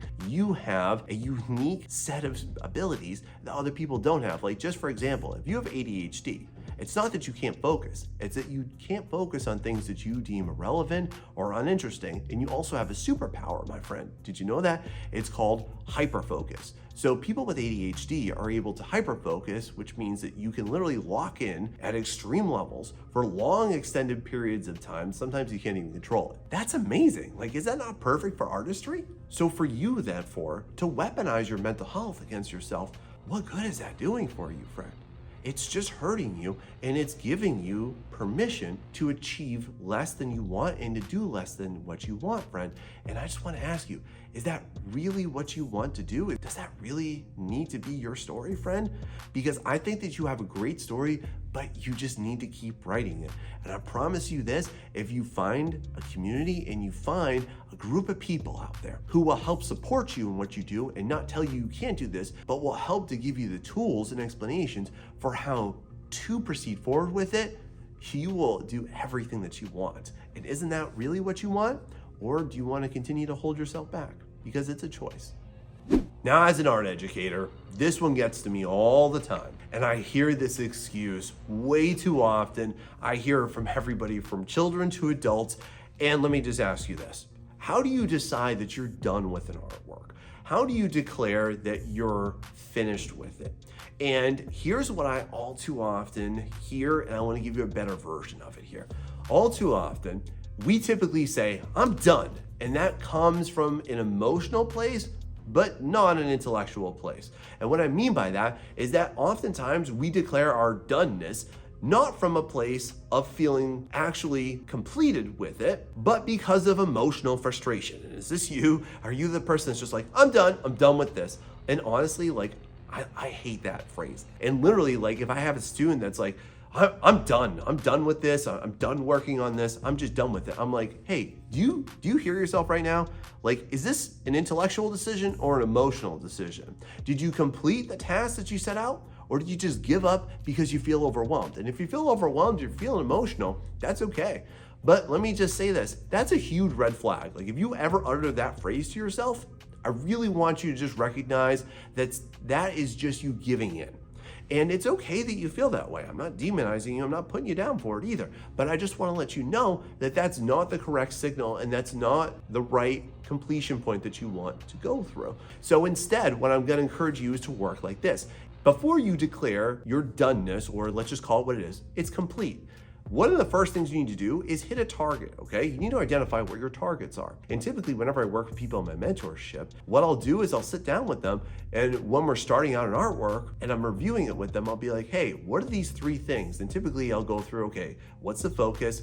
What's the mood of this piece? And what's something new that you're learning that you want to try with this one? And if you're not designing any targets, then what are you done with? It's like you saying that you ran a marathon when all you did was you ran blindfolded somewhere around your neighborhood, and you decided that you just didn't want to run anymore. It just doesn't make any sense. So instead of you just making the emotional declaration, I'm done, why don't you instead design yourself a really great program and a really great set of targets to hit? And then you will actually be done. And then, how about this? What if instead of you walking away from your artwork saying, man, that's the same as all the other ones, I don't see any growth, I don't see any progress. But is that really that much of a mystery? Why? Because if you're just making art blindly, of course you feel that way.